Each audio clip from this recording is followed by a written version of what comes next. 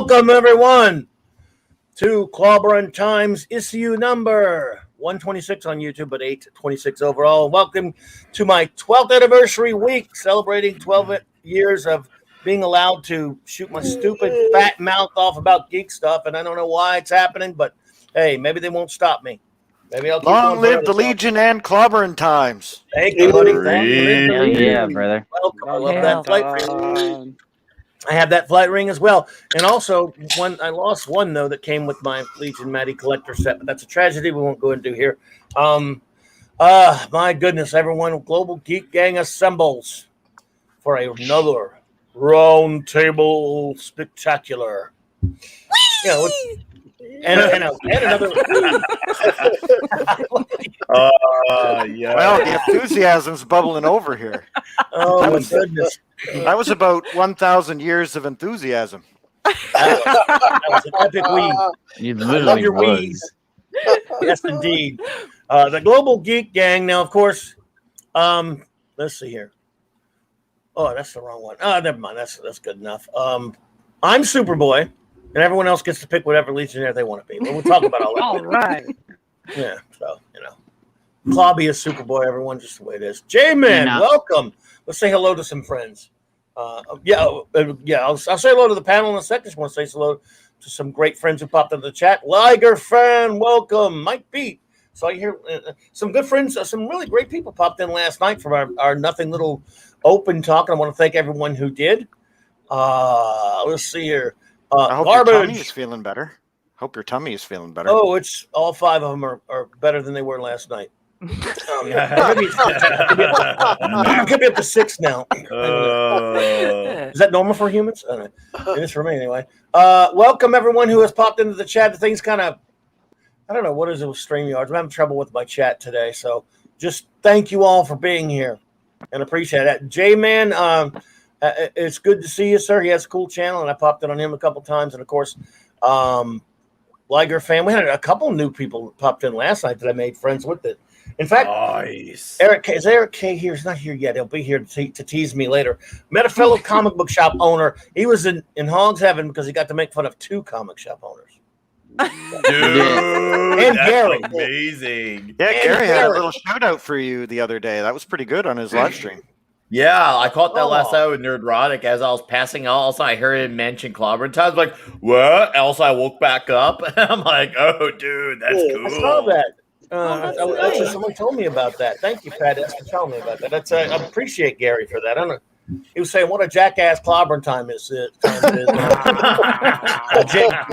I love Gary. Gary's a good dude, and I appreciate him. He gave you a nod about your comic knowledge. He says, one of the best YouTubers out there, unmatched in his comic acumen, and that was you. So I was quite surprised and pleasantly impressed. I don't think he is a brain. Do you know what I mean? He's just a giant comics brain. He's the actual ego of the living planet. It's all that cosmic radiation that made him all orange and rocky. That's what happened. I know very little, everyone. I don't know what they're talking about. I mean, the stuff I forget. If I didn't have, and he's not here today, but I'm sure he'll pop in. Like the great Phantom Outsider to back me up, my new friend Phantom Outsider, I'd be in trouble sometimes because he can definitely make, and that's one of these things. It's funny, the great Doomcock and Gary and those guys, they got gigantic chats. If they ever get anything wrong or need something, they got it there in a heartbeat. Mm-hmm. Our chat size of our chat by comparison is a fraction, and yet it's still just as super powerful. If you ever draw a blank on something, or just something that's a gap in your knowledge, whatever it is, it's in that chat right there, even now with this wonderful 19 folks that we have in there today. It's quality, not quantity, Gloppy. Absolutely. It's chat. It's true. And we have some comments in the chat today about how there are people here who are here to learn. And I think that's fabulous because I'm just a sidekick today and I'm also here to learn. So what a great attitude and so cool. And I cannot wait to hear what everyone has to say today in the chat and on the panel. I'm here to learn also. I hope I learned something. Why? Okay. Well, everyone, again, the Global Geek Gang, of course, our charter members would be, of course, I want to thank my partner in crime, the great Jed with the pop culture. I'm going to say archivist. I'm not going to tease you and say activist for a change, buddy. But thanks for being here. Thanks, buddy. Good to see you. No problem, brother. Thank you for letting me be on here every week with you.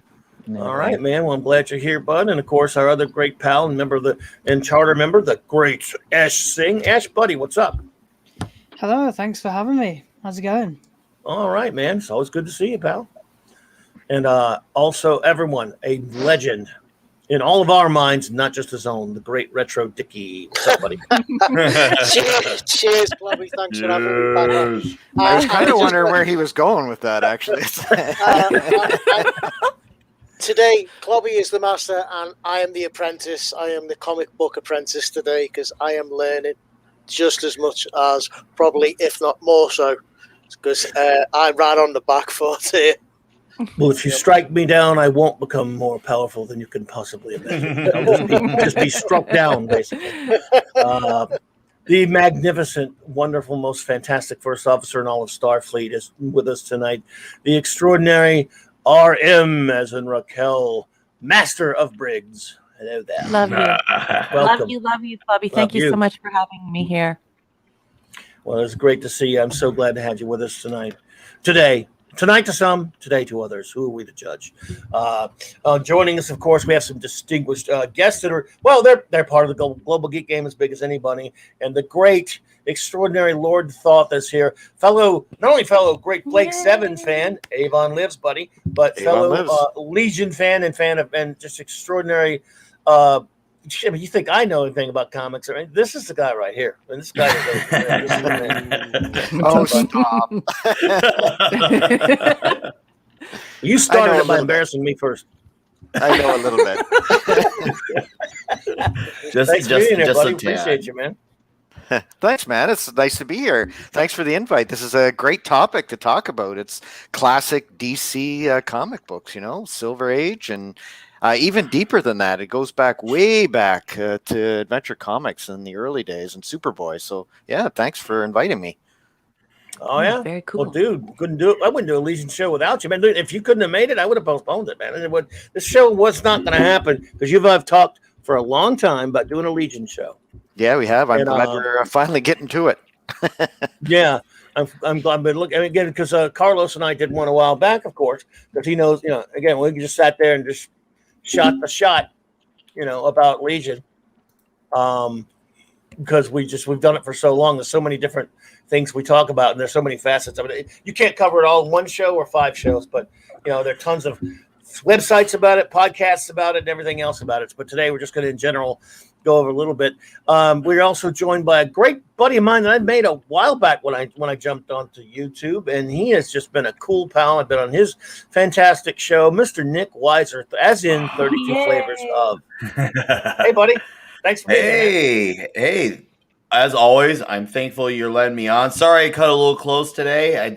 Dad duty was very intense, but it was good intense. So now, it was good intense. Good. And I stress that. I'm not trying to put on face, but I cut it so close and I got on here. I'm ready to learn, as a fan, because even though I've always been in the comic books, I've known about the Legion, but my knowledge is very mild. So I'm ready to listen. I guess you could say in a sense, I'm a normie for the Legion. So yeah. I'm happy to learn from you guys. I feel like that I couldn't learn from any better men from the planet. Seriously, let's look around planet Earth. Hey, you pick Lord Thoth, pick CLOBBERIN times here, put them together in this panel, and we're gonna talk. I'm gonna sit back, drink this drink, and I'm gonna enjoy. And comics will take place. And ask quality questions. We're going to do our best to ask quality questions. Try. Oh, sure. Thanks. That's always helpful for sure. Another new, not new, dude, but he's been on the show with us a while, and a great buddy, and just a good overall bloke, Mr. Eric O'Sullivan. Thank you for being here today, sir. How are you, buddy? I'm doing very well today. How is everyone out there? Awesome. They're all I see Jed, ready to go. See Raquel, and I see Ash. Hi, Ash. I see Dickie, and I see Thoth, and I see Clobby, and I see you. We got to get him the romper room hoop. Somebody get him the romper room hoop. Yeah. I'm ecstatic to be here, part of this, and looking forward to talking about the Legion, something I was a child in the 70s, and I grew up literally with the Legion. I knew the Legion before the X-Men and before the Teen Titans. Whoa. And I was amazed by Superboy. So I'm just like, I love Legion stories. You know, fun fact about that in the 70s. It's funny you mentioned that on the side. I was going to get to it later, but since you brought it up, it'll help me so I won't forget it. You know, the X-Men, of course, was extraordinarily. You know, the original series wasn't all that popular. Then the new X-Men in the 70s, created by Wayne and Claremont and Cockrum, and then later with Byrne, that was a huge success in the going into the late 70s into the early. Well, we all know how popular the X-Men is, right? Especially with DC, Giant Size X-Men #1. Well, absolutely. Well, DC didn't have their equivalent was not, contrary to popular belief, the Teen Titans, who would later become the New Teen Titans. At first, the Teen Titans title wasn't very popular, but the Legion was. So as far as a group of super youths, for Marvel, it became X-Men in the 70s. And for DC, it was the Legion, and so much so that classic X-Men New Teen Titans team up by Chris Claremont and Walt Simonson that came out, crossover that came out in 83 or whatever it was originally intended to be Legion of Superheroes and X-Men. And it was planned. And just around 80, you know, when it was in the works, and then around 80, 81, when the New Teen Titans by Wolfman and Perez took off, which became just such a smash hit, it rivaled X-Men for popularity. At that time, the sales were extraordinary. They went ahead, and Legion was still doing some great stuff at that point, but they changed it to X-Men Titans. They thought that was a better fit, but I always would have loved to have seen a Legion X-Men one. Yeah, that kind of imploded behind the scenes too. There was some tempers that flared between the artists and the writers of the book at the time too. So they decided to go with something a little easier, the Titans. But I think that it was probably a better choice because of sales. I think the sales were a lot better if you added the Titans in there, because you had recognizable characters too. The Legion's always been a niche comic book. It's like, I don't think that the amount of people who buy it has changed in 40 years, because all the people who grew up with it in the 70s and 80s still love it today. And in my comic book shop, he always tells a story. He laughs every time, because he said, "So are you going to get that Bendis run for the Legion of Superheroes?" And I kind of had the barf bag ready, because I was like, "Oh, it's Bendis." Oh, no. So, and by the way, it was terrible, awful. Our friend Feliciano, I mentioned it in the chat there, and Oh, it was it's not Legion of Superheroes in my opinion, but it was the same people, but picking up the comic that was buying it for the last 30 years in his comic shop. He says, "You know what? I don't get any increases, and I don't get any decreases in the number of polls that is in people's poll list. It's the same amount, and it's the same people." So, we're diehard fans. We're like Star Trek fans. We love the Legion. Long live the Legion is a true rallying cry, because I tell you, we all love it. Well, you know, and it's funny you mentioned Star Trek, because of course the Legion has first appeared in Adventure Comics 247. They were created by Otto Binder and Al Placino, and that was, you know, Superboy had been around for a good while. This was just, you know, since we're big lovers of Star Trek here, obviously, as you all know, because we do it on every Saturday night, we're reviewing all of real Star Trek. And I love superheroes and comics, you know, just as much as I love Star Trek, but Green Lantern, when we did that panel a couple of weeks ago, that is this very, very, it's a great amalgam of science fiction concept and superhero concept. Well, Legion of Superheroes is definitely the Star Trek of DC and of superhero comics, because, you know, the Legion, it takes place 1,000 years in the future. And while you do have people with superpowers, it's not like, and as much as I love, like, for example, let's take Spider-Man, bitten by a radioactive spider, Bruce Banner, irradiated by gamma rays, the FF, cosmic rays, people getting their powers through crazy, you know, science accidents and such. Although there's a little of that in some certain Legion characters, many of them come from planets where they're natural, like sort of like, you know, Superman that goes to a planet with a yellow sun. Many of them come from planets that their abilities are natural, but on other worlds they're powerful. And also, because they live in a time of high technology, it's a lot more dangerous being so having superpowers is something, but still you're in a lot more jeopardy in a battle with beings with extraordinary technology, which the you know, in 1,000 years in the future, it's not the same as having superpowers in the 20th, 21st century. And so that's an intriguing thing. And plus, they were able to do at least closer to more science fiction plots. Obviously, it's still fantasy, superhero fantasy for sure, but there's a Trek component to it. And of course, and because many of the people growing up and writing the Legion, even though yes, of course, it predates Star Trek, many of the writers, especially even in the Bronze Age, like Carrie Bates and let's see, Jim Shooter even.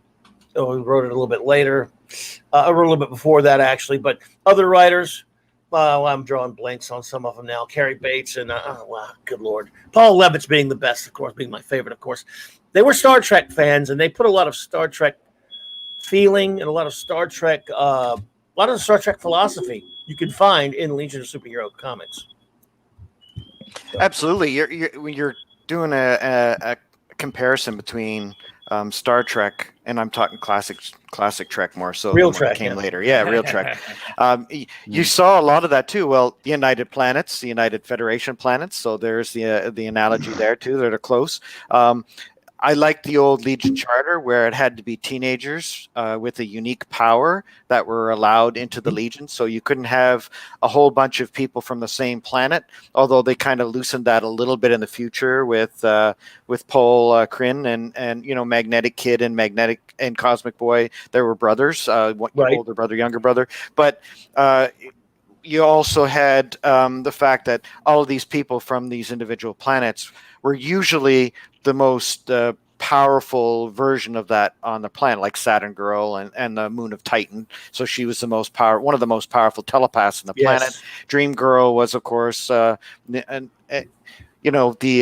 she was born into that family whereby they were really powerful precogs, so she could see into the future, but her powers were so powerful that she was nominated for Legion membership. And so just to name two examples, I mean, we can go on and on about that, but the fact that it was individual planets that were all part of this big federation of equal planets, and they created this government. And so when R.J. Brandy was attacked in the very first issue, and Cosmic Boy, Saturn Girl, and Lightning Lad all were on the same shuttle as R.J., and so he was attacked. They saved him, and they used the inspiration from Superboy in the 20th century at the time to form this new group, and he provided the financial backing. So it started out with these three kids, these three teenagers, saved the life of this quadrillionaire, one of the richest men in the United Planets, in the galaxy, and it went from there. And so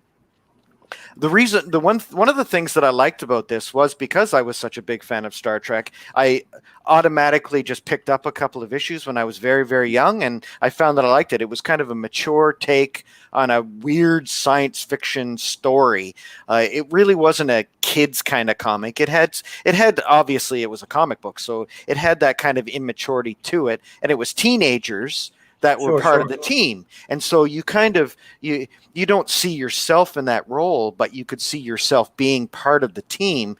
And growing up with that was huge for me. And yeah, absolutely. The X-Men was one thing too, but I didn't see myself as kind of like a member of the X-Men. I saw myself as, hey, I could be a member of the Legion of Superheroes. And and as a little Easter egg, there is actually Phantom Girl makes an appearance in Giant Size X-Men #1. So if you look for that panel, Dave if you look really Dave Cockrum, exactly. So because you mentioned him, and I was like, oh, and that twigged me when you saw that talked about the X-Men. So there's lots of stuff in that time too that was great. You could kind of sneak things into panels, but yeah. Well, yes, Clobby, I have to interrupt to say that it is always startling to me to how you can read my mind.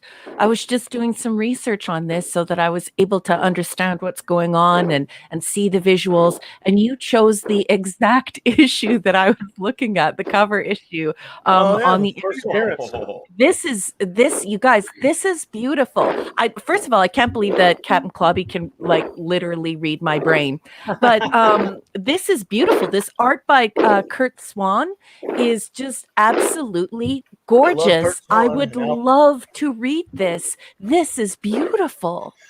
Well, this is a very, it was obviously, and by the way, for those who don't know, Lightning Man started out as Lightning Boy. Yes, they had little jet belts instead of flight rings at that point, but they were just getting started, as you know.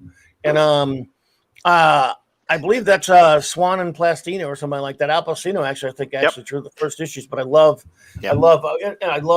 Kurt Swan is, of course, my favorite all-time Superman artist, and he was a great Legion artist.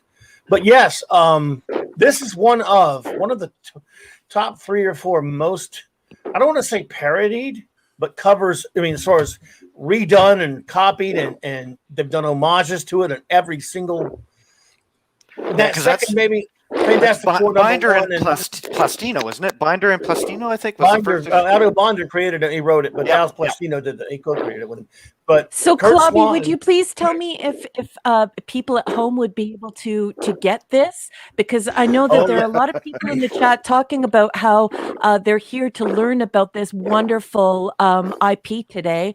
And I'm looking at this and I'm seeing 10 cents, and then I'm thinking, wow, dollar signs. Could you speak to that, you and LT? Could you guys speak to the availability and what's going on with, actually obtaining some copies of this and reading it? Because I'm pretty excited about this now.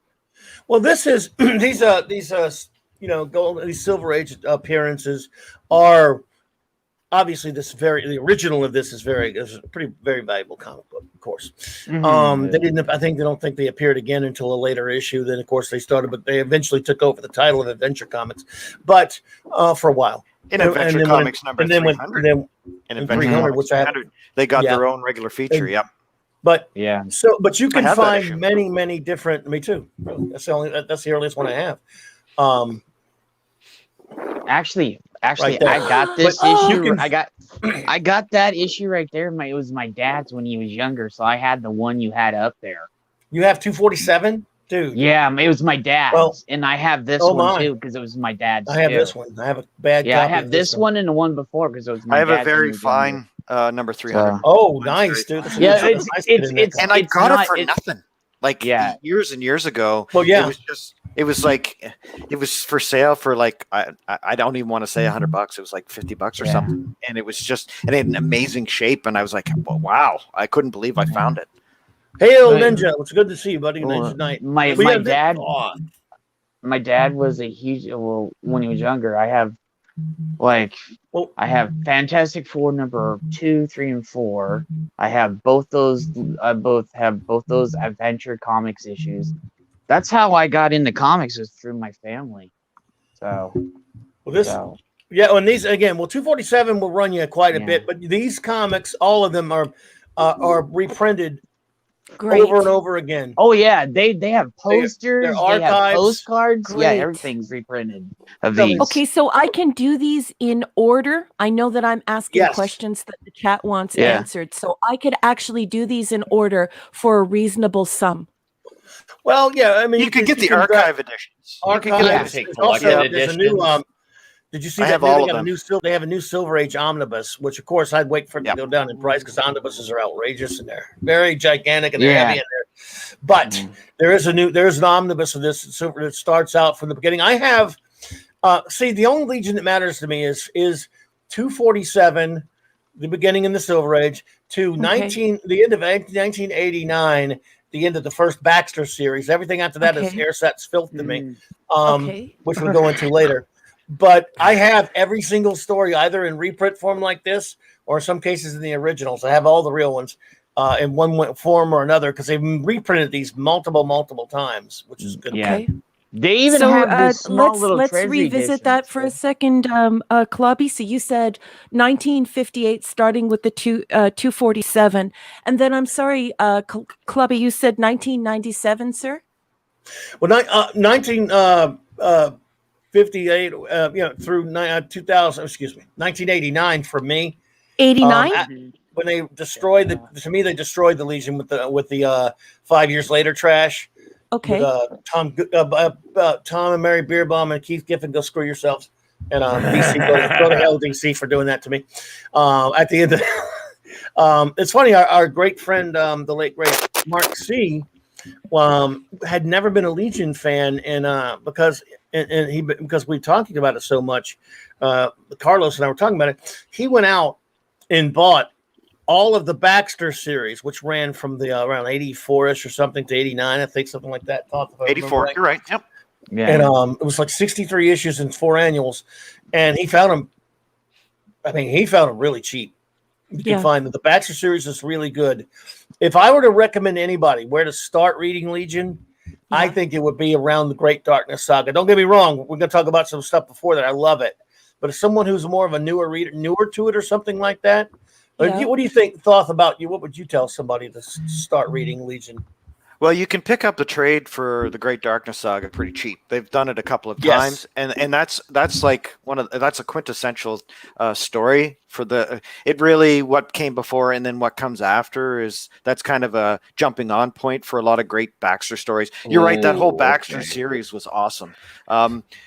Yeah, because then we got to meet Quizlet, we got to meet Tellus, we got to see more stuff with the Time Trapper. Although I'm not a big fan of who they did in the cliffhanger for that storyline, including Superboy's death too. So you have a whole bunch of things that happen in the 80s that are really good.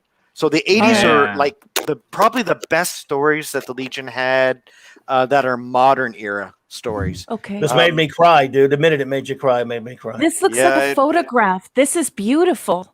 Looks a Bill Sienkiewicz cover. This was as much as, and again, I'm not going to go down the rabbit hole of how much I hate John Byrne's 86 reboot of Superman. We've had that war here before. You just open yourself up to it, man. You just you do every single time he opens himself up to it. Even Byrne admitted that he regretted what he did to Superboy. He admitted it later.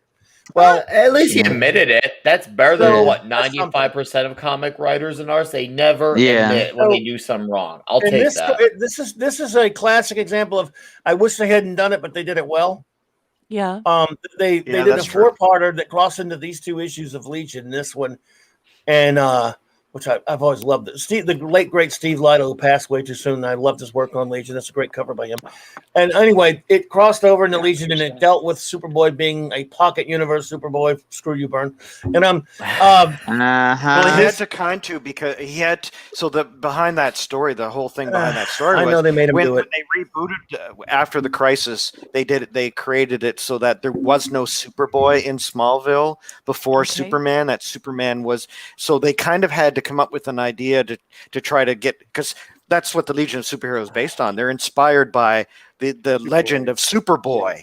I mean into Superman too, but he was one of the most important members of the Legion for decades of stories. So how do you throw that out when they rebooted things afterwards? So I mean, they tried to do some stuff with Valor / Mon-El. Oh, don't say the V word, please. And where he seeded all the planets. Don't say the V word. Future for the United Planets, where it was him and not Superboy. So when he went into the Phantom Zone, when they got him out, he was the inspiration, and then that's changed different characters over the last several years, and I like the original, that Superboy / Superman is the inspiration for the Legion. And that's why this story, and I think that's what you're getting at, Clobbering Times, is that's why this story was like fingers down the chalkboard, but it was written really well, which kind of made you go, I hate that what they've done to Superman and Superboy, but it was a great story. It really did make you tear up. And Levitz came back and did that one. So, and don't disrespect Mon-El and say the V word, please. I hate that name. Hey, I had a shirt, Claude, who was on with me last night. Minimus was an airbrush artist, of course, and I had him airbrush his shirt back when I went to a con, and it was Mon-El standing there ripping apart the stupid Valor logo. At the top of it, it said Mon-El under it, and he's saying "my ass." Screw Mon-El, screw Valor, screw you, DC, for what they did with that crap. That was all about marketing, right? Why they did that? Because I know it was all about marketing, but it was a shitty move that they pulled. By the way, Mon-El is my superhero name. And Mon-El is can my I get favorite. you to complete that thought, please? What were you saying? Would you say that again, please? About the marketing? What was going on at that time was they were trying to market comics. So it was, the 80s. things were starting to go downhill for comic sales. They were trying to come up with ways to boost sales, and the problem was they wanted to market Valor. I know you hate that name. They wanted to market that character because they kind of wanted to have a cosmic superhero at the time, because a lot of things were going on the in Marvel. Was you had the X-Men and the Shi'ar.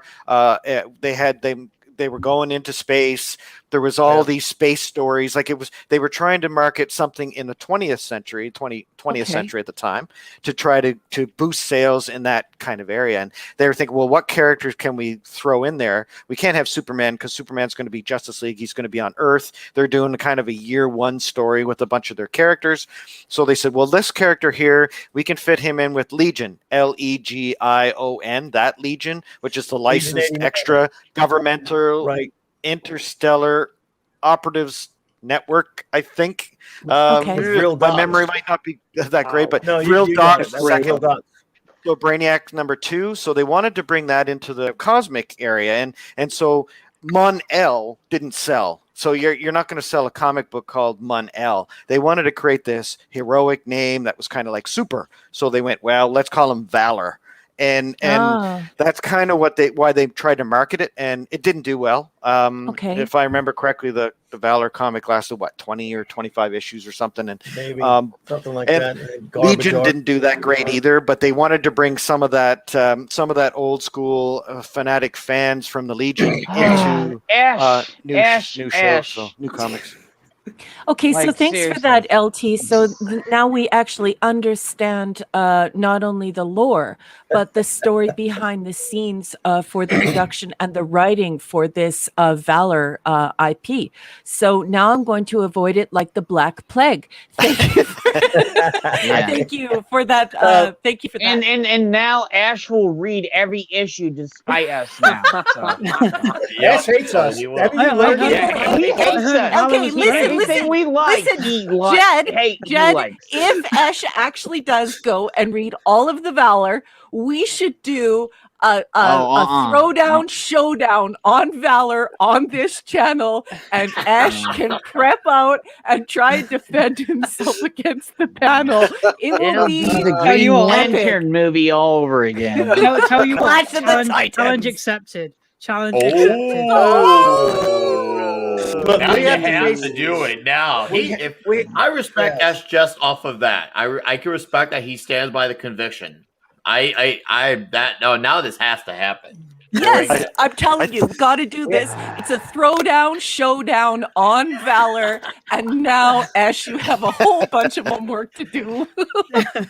I honestly think what they tried to do is they tried to escape canon. I think the Legion of Superheroes had 40 years of canon at that time. Mm-hmm. And so you were talking the 80s and 90s, right? And I think what they tried to do was they tried to create like a mini Legion to get all of those fans who are fanatical followers to buy this comic as well, without having all of the 40 years of canon. And we've heard all about that in today's pop culture, right? All these, we're talking Star Trek. Well, I'll ruin your canon in a minute, or whether it's Star Trek or Marvel superheroes or whatever it is. So that they tried to do that too, because what happens is it's really hard for a new reader to jump onto a comic when it's issue number 347 or 425, right? It's so much easier to start with an issue 1. And this was really when they were just starting to reboot all these comics to issue number 1. Like you had Action Comics number 1 and Superman number 1 and Batman number 1 and Wonder Woman. So they tried to reboot all these comics, and that was just in that era. That's what I think they tried to do. They tried to market this team as the new Legion for our time. Okay. With using a lot of the same characters, honestly. A lot of the same villains. They've done it with everything, dude. They always do that. I mean, it's not wasn't just Legion. They've done it with a lot of things. And they always look for that new. They don't care about the older readers. They try to grab the young ones. What they never understand is it's the loyal readers that are going to keep coming back. But they think we're just going to, you old people are going to die soon, so we're going to go for this next batch. And that next batch never stays loyal. They're fickle. They just never learn that lesson. they're like new Doctor Who fans, and I'm not ripping on them, but they are. And like new Star Go ahead and Wars, rip new on them. Star I'll Trek, rip on them. you know. Yeah, So, Please Might as rip well. away. Rippy Yeah, rip. right. yeah. Rip Oh on 'em, yeah. rip on 'em, bitches. Then, you know, and instead of, you know, having loyal fans that have been around 40, 50, 60 years that have actually been there, and then, you know what I'm saying? Just don't get me started on that one. I think they're missing a step, though, too. I think Yeah. you've hit something, Jed. Yeah. I think you hit something. They're missing a step. So what Yeah. happens is the old fans, what do? They pass it on to the new fans. So if your parents are watching this show, like my uncle really got me into Star Trek. The reason I watched Star Yeah. Trek was every Saturday at lunchtime, my uncle would sit down and we'd have fish and chips and a Saturday at lunchtime and watch Star Trek, the classics. And he got me into Star Trek at like 4 years old, 3, 4, 5 years Oh, old. yeah. So what that did was that imparted that love for that IP to me when I was a child. So what you're going to do is, if you're alienating your diehard fans, your older fans, by creating crap they don't want to watch, you're trying to create this new audience that doesn't exist when you already have your new audience. The older fans are going to pass it on to their kids, and their Well, kids That's are a going to great pass point. it on. For Well, 50 years, Lord, you have an IP. I can say the same thing because my parents and my grandparents and other friends got me into Star Wars, Star Trek, you know, Doctor Who, all this stuff when I was. They passed it on to me, and that's how I got into it. Like you did. That's literally how I got into everything. My grandparents and my parents and other friends all got me. My parents' friends all got me into it because they were huge geeks themselves. And then me spending time around conventions, movie sets, and everything else when I was younger got me into it, you know. It goes for comics too. It's not Yeah, just everything that I got into, I inherited from family. It was passed down to me. Well, So. let's say hello to our newest member of the join us today. Hey. Ninja Knight, what's up, buddy? Hey. Hey, folks. How are we getting on? Good Hey, to see you. Ninja Knight, brother. good to see you. What's up, Hey, dude? man. It's been quite How some you doing? time. I Good night. apologize. It's been quite some time since I've been on the Global Geek Gang, and just Thursdays for me, like weekdays, have been absolutely insane lately. So I'm glad to be here. I'm really upset that I didn't get to get in for the Green Lantern chat. That was a fantastic that was wild. 2-part stream. I really did enjoy that, and Green Lanterns are something that I really like. With the IP now kind of on the table, it seems that is going to be sold. There is a lot of talk that they're up, and Ethan Van Sciver is very interested. So a bit of luck, we might get somebody that loves the lanterns to write them. Could you imagine if Ethan Five gets it? Oh my god! I Yeah. love that. It's some mangasms intensifying here. That's too good to be. Yeah, let out the load now. That's go making me a that little over. bit damp right there. Just Wow, saying. it's too good to be true. That'd be nice. Look, I'd be all for it. Have you been following? Because Ethan really does love Green Lantern too. So He does.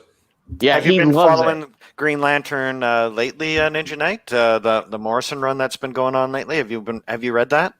I haven't seen much of it now at all. What I've seen though is what's quite interesting is because I think it's been a popularity contest as you guys know, when they decided to have the vote on what the next piece would. I was actually quite surprised to see the Lanterns now. I think they're in the semi-final of that competition, and I was really surprised to see that. Now I think that the story that they have behind it sounds excellent, but I was really surprised to see the love for the Lanterns. I was really happy to see that. So it's curious to see what's going to happen with them going forward, because, you know, they tried to put John Stewart, well, they did put John Stewart out of the Snyder Cut, which was disappointing in itself, and I think would have given a new lease of life to the Lanterns. But it seems like they're trying to shape them up for the Berlanti-verse, and I don't think that that's going to go too well. No, I don't think so either. I think that you got to get back to the classic stories. That's what we're talking about here. We're talking about Legion of Superheroes. And that's what they've done with Bendis lately. Bendis just totally rebooted them and rewrote them, and they're awful. And same for Green Lantern, the Morrison run that I just read. I just finished the issue 12 last night. I was reading it, and it's complicated, convoluted, stupid, makes no sense, and it totally rewrites a lot of the Green Lantern mythos. And why do you need to do that? Just keep telling stories in that universe. Has anyone ever seen the CGI show that they had for the Green Lantern not too long ago? Oh yeah, yes, I loved it. Yeah, I love that show. Way too short-lived. There you go, right there. It's wow. It's a shame that got cut short. 26 episodes. That's a prime Definitely, example of staying within your canon, staying within your universe, following the physics that you've created for your universe, and just telling really cool stories. Bang, right there. Well, That's what's what you got to interesting do. about that series is that series you're is making supposed so to be much the start. sense. It was supposed to be the start of a kind of a nearly like a connected universe within a CGI animated world, but then they decided after the fourth season, I think it was, that it was too expensive to do with that CGI because remember at the time they did the Batman, they had that version of the Batman. Yeah, I think that Beware the Mockingjay was the Batman. That big was villain. terrible. Yeah, Beware the Batman. I think they were trying to link it in with that, and I think because people didn't really enjoy that one, they nixed the plans for that kind of CGI universe. Yeah. But I have to say, I think that Green Lantern was fantastic. I like the way he interacted with the ship. I thought the Red Lantern's being introduced was wonderful. You know, I thought there was really there was a lot of good stuff in that show, and I think if you're going to do a movie, that's pretty much how you do it. You know, I think that's a good template. Yep. Well, I really like that show a lot. And I wish it'd be nice if they did a Legion show like that. Oh, you don't want a Legion show down like that nowadays. Not now. I said if there had been back there when there was still some sanity. Yeah, we got the 2 seasons of the Legion of Superheroes animated cartoon. That was okay. I think that my I had rose-colored glasses for the first little bit because it was a Legion cartoon, and I couldn't believe for the life of me that I would ever see in 100 years or 1,000 years Legion of Superheroes animated show. So there were some great ideas, but they got away from the basic character outlines that we've read for 40 years. Well, and that's the problem. key here, LT. You know, if we can put some scholarly spin on this, that's what the corporations in essence are doing. They're trying to wring these IPs out of every last dollar they can get out of them. But the thing is if you create a state of derivative storytelling, or you try and change it, what you do is you create a disconnect between the audience and the original author. And we need to remember that used to be the process. And that's why we're so passionate about it, is because we had these wonderful authors with these great ideas where they created these characters, and they went to these publishing houses and they went to these publishing firms and they said, look, I've got this fabulous idea for a character. And of course they got published, and people fell in love with these characters, and they felt so passionate about them that they lasted decade after decade after decade. But then a corporation comes along and says, you know, how can we spin this so that we can get more money out of it? And then the relationship becomes between the audience and the corporation, instead of the audience and that wonderful author who conceptualized this fantastic character that could take you, your heart and your mind to a different place. And that's really unfortunate, but that's the nature of this. And it behooves us to make sure that we don't allow the corporations to get away on this and take it too far and ruin the things we love. I think there's a lot of properties that are far gone beyond that. I think at the moment, like, I'd be someone that would really support Comicsgate at the moment, because I think it is, like you just said there, it's not able to be tarnished at the moment. There's not a big studio that's involved. But like, I'm seeing now the slow start of it happening now to the Lord of the Rings, which is gutting to hear that the Lord of the Rings is going to get it next. But I've gotten to the point now where, like, Star Wars, I really do mean this. Like, Star Wars to me, like, was very important. And then the Luke incident in The Last Jedi was bad enough. And then recently, the stuff that's been going on, I'm finished with Star Wars. I don't have any heart in it anymore. I don't have any love for it anymore. I'm just done. And I mean, it's happening to every property. It's going to happen to Transformers next. There's a lot of weirdos that are involved in that now in the next TV series and in the movies. It's going to just go to there next. And I think at this moment in time, like, I think a lot of people are just going to be making up their own properties, and that's how it's going to be going forward. Yeah, well, maybe that won't be so bad, because we'll return to the author and audience relationship. And the author and audience relationship is successful. It's passionate. It's beautiful. It's something people can respect and admire and enjoy. It becomes like a drug, and it's a wonderful, wonderful thing. But as I said, reiterating that same point, once the relationship becomes consumptive exclusively, and the audience only has a relationship relationship with the IP through the corporation. It feels a little spoiled. But thank you so much, Ninja Knight, for your excellent comments. But let's circle back on the Legion. I'm learning. I want to know more about the Legion. Welcome, Raymond. Good to see you, buddy. Appreciate you. Seeing The great author Raymond Feliciano is here. So, Ninja, by the way, before I get back on Legion, go ahead. I'm sorry, Raymond. I'm wrapping up at work, so I'll probably be popping in while I'm on the way. No problem, buddy. You take what you got to do. What you got to do, bud. We're here for you, man. We got you, Raymond. Okay. Ninja, did you ever read any Legion comics, or because I know you are a comics fan of sorts, but I know you like Green Lantern. I don't know if you've ever know anything about them or what.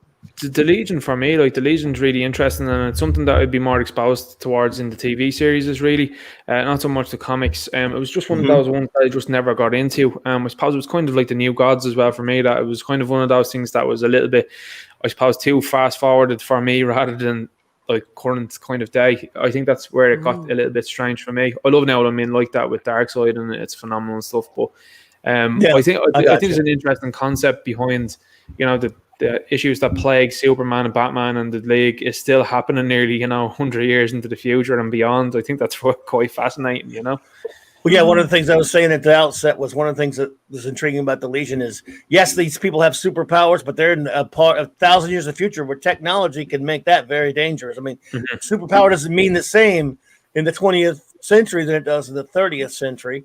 Obviously, and that makes it a lot more dangerous. But this is the one I was talking about earlier.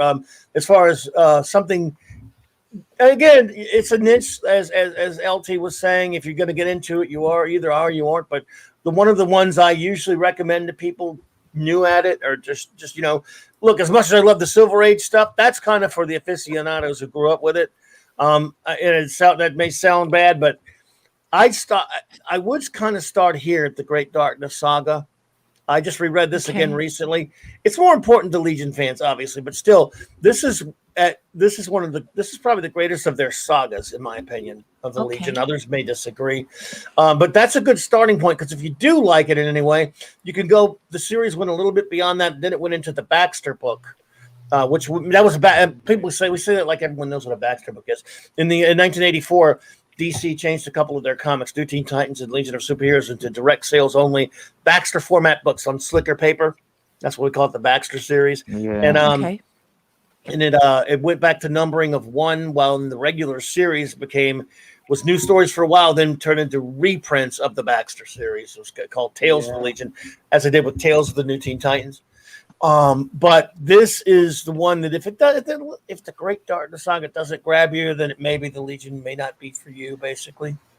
I think you're right, Clobbering Times. I think it's a more modern take too.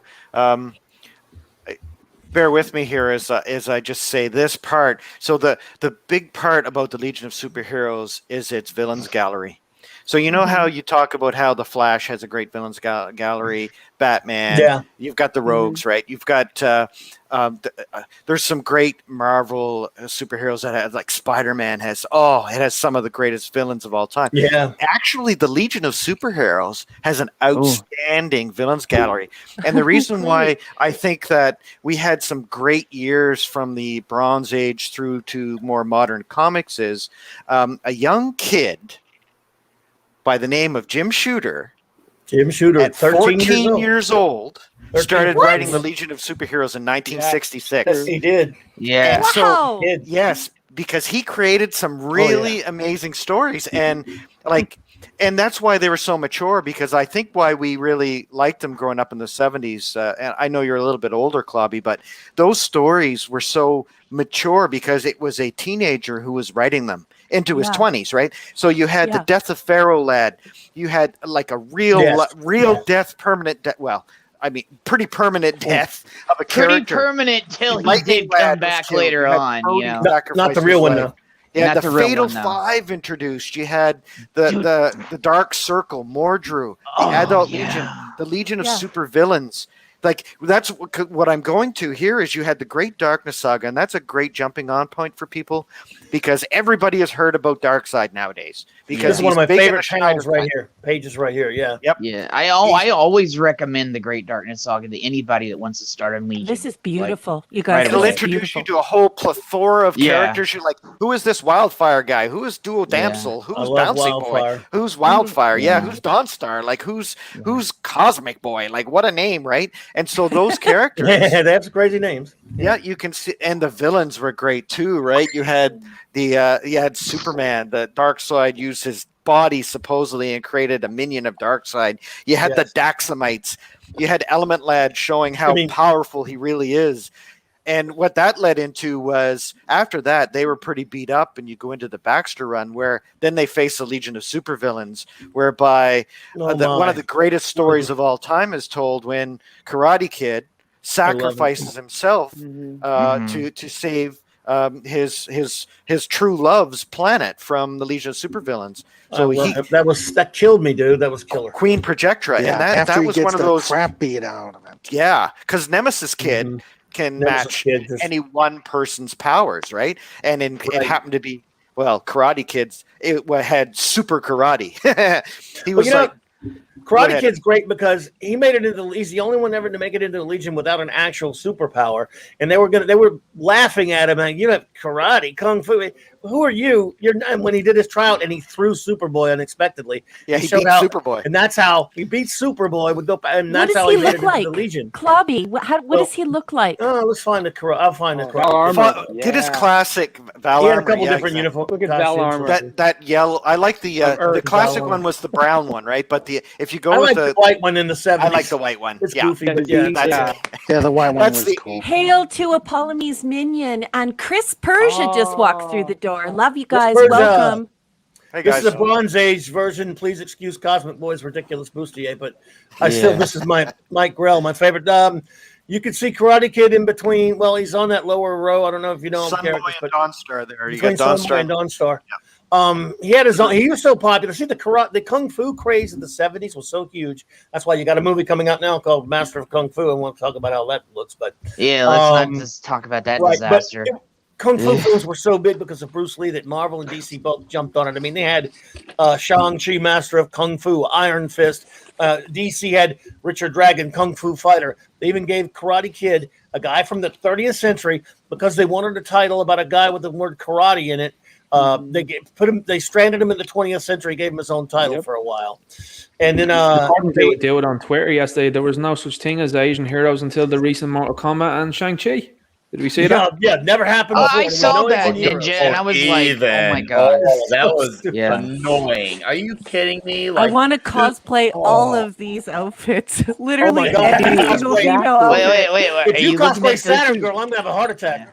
Princess Projectra. The pink Princess Projectra is a good one there. She's got the belly right down from the cleavage. That works for me. That works for me. I think I got to do one of these guys. I got to do one. You need to do Dawnstar too. Come on.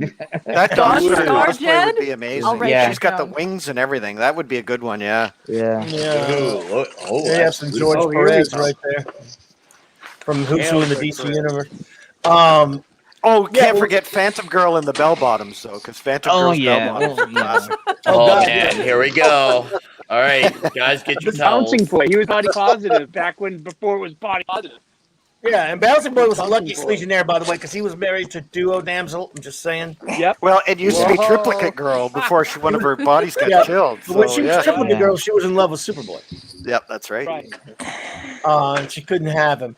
So we're looking at some Legion. That's something we should talk about. One of the strengths of Legion was the relationships. It had all these different relationships. It was like 90210 of the stars.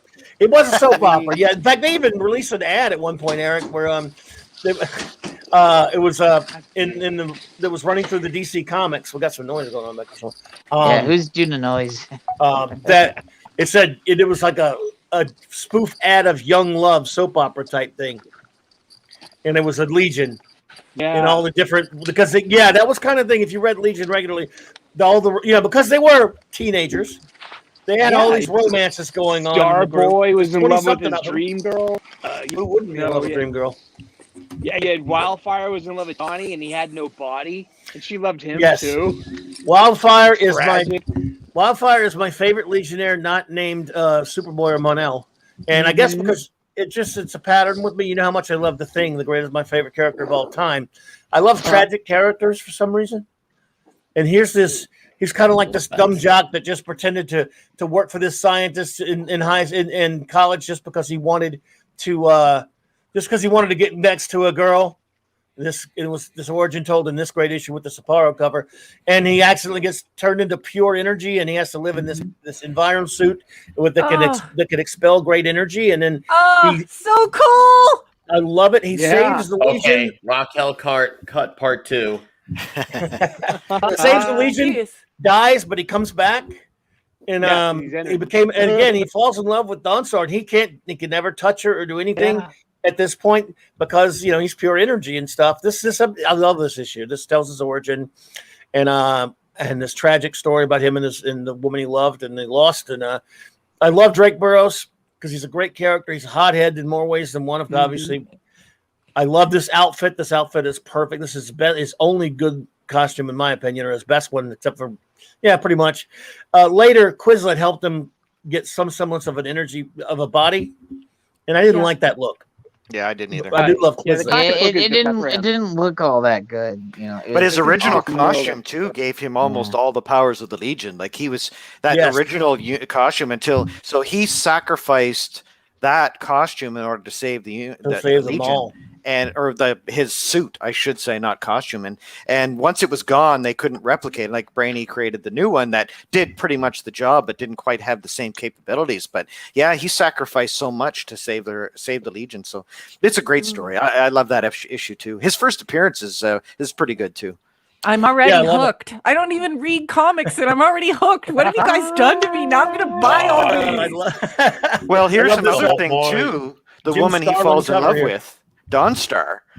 She's a tracker. She's one of the fastest Legionnaires. She can fly faster than Superboy in space. She can survive in space. She's an Amaran. She's a native from another planet. She's native, but she has wings that allow her to fly. She can track. She's like would be a great bounty hunter. And actually, in the 2995 issue, she becomes that. She becomes Bounty, which is she becomes this martial bounty hunter kind of person. But she's spiritual. She's like calm, collected. And that is the complete opposite of what Drake Burroughs' Wildfire is. He's a hothead. He's like charged where angels fear to tread. And yet she's the opposite. She's this calm, serene, spiritual woman. And so the two of the First Nations descendant are so amazing. That's such a romance. Yes. And it's a tragic, tragic romance, like Shakespearean level. This is great. This is so inspiring. And now I have so much cosplay to do.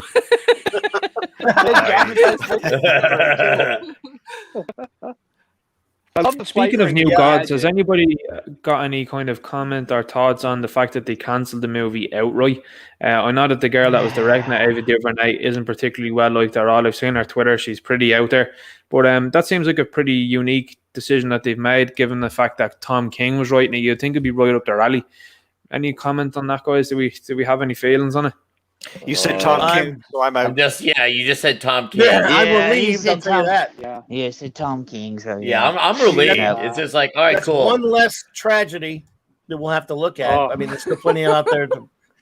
Just because to see them, we're already getting some defilement of Kirby with Eternals. Well, I do one more. Eternal, so I'm shocked by that, Ninja. To be honest, I'm shocked that happened. Mm-hmm. I'm really surprised as well because I think the fact that it's right up their avenue of what Warner Bros. Want to do right now, which is hire weirdos and people that are going to cause problems and spit in the face of fans. But the fact that they decided to can both of them is quite interesting. I have a bit of a theory on James Wan as well too, why his Trench movie was cancelled also, because it doesn't seem to a lot of what he did, particularly in his Aquaman movie, altered what Zack Snyder had done with his Aquaman. Like, I'm actually going to probably do a video on it, but there's a lot of stuff that's in that movie that doesn't jive with the Snyder cut, which is quite interesting. So I wonder now with the rumors Ben Affleck Batman TV series, that if maybe they're pivoting back towards the Snyder Cut, because I just do not see the support for anything else that Warner Brothers is doing right now under any banner. They can say what they want about the Robert Pattinson Batman, but I don't think that interest is there. But to me, cancelling the New Gods, it was a good move. I was happy with that. And the fact that Tom King and David Duvernay were gone, I was like, this is great. This is good.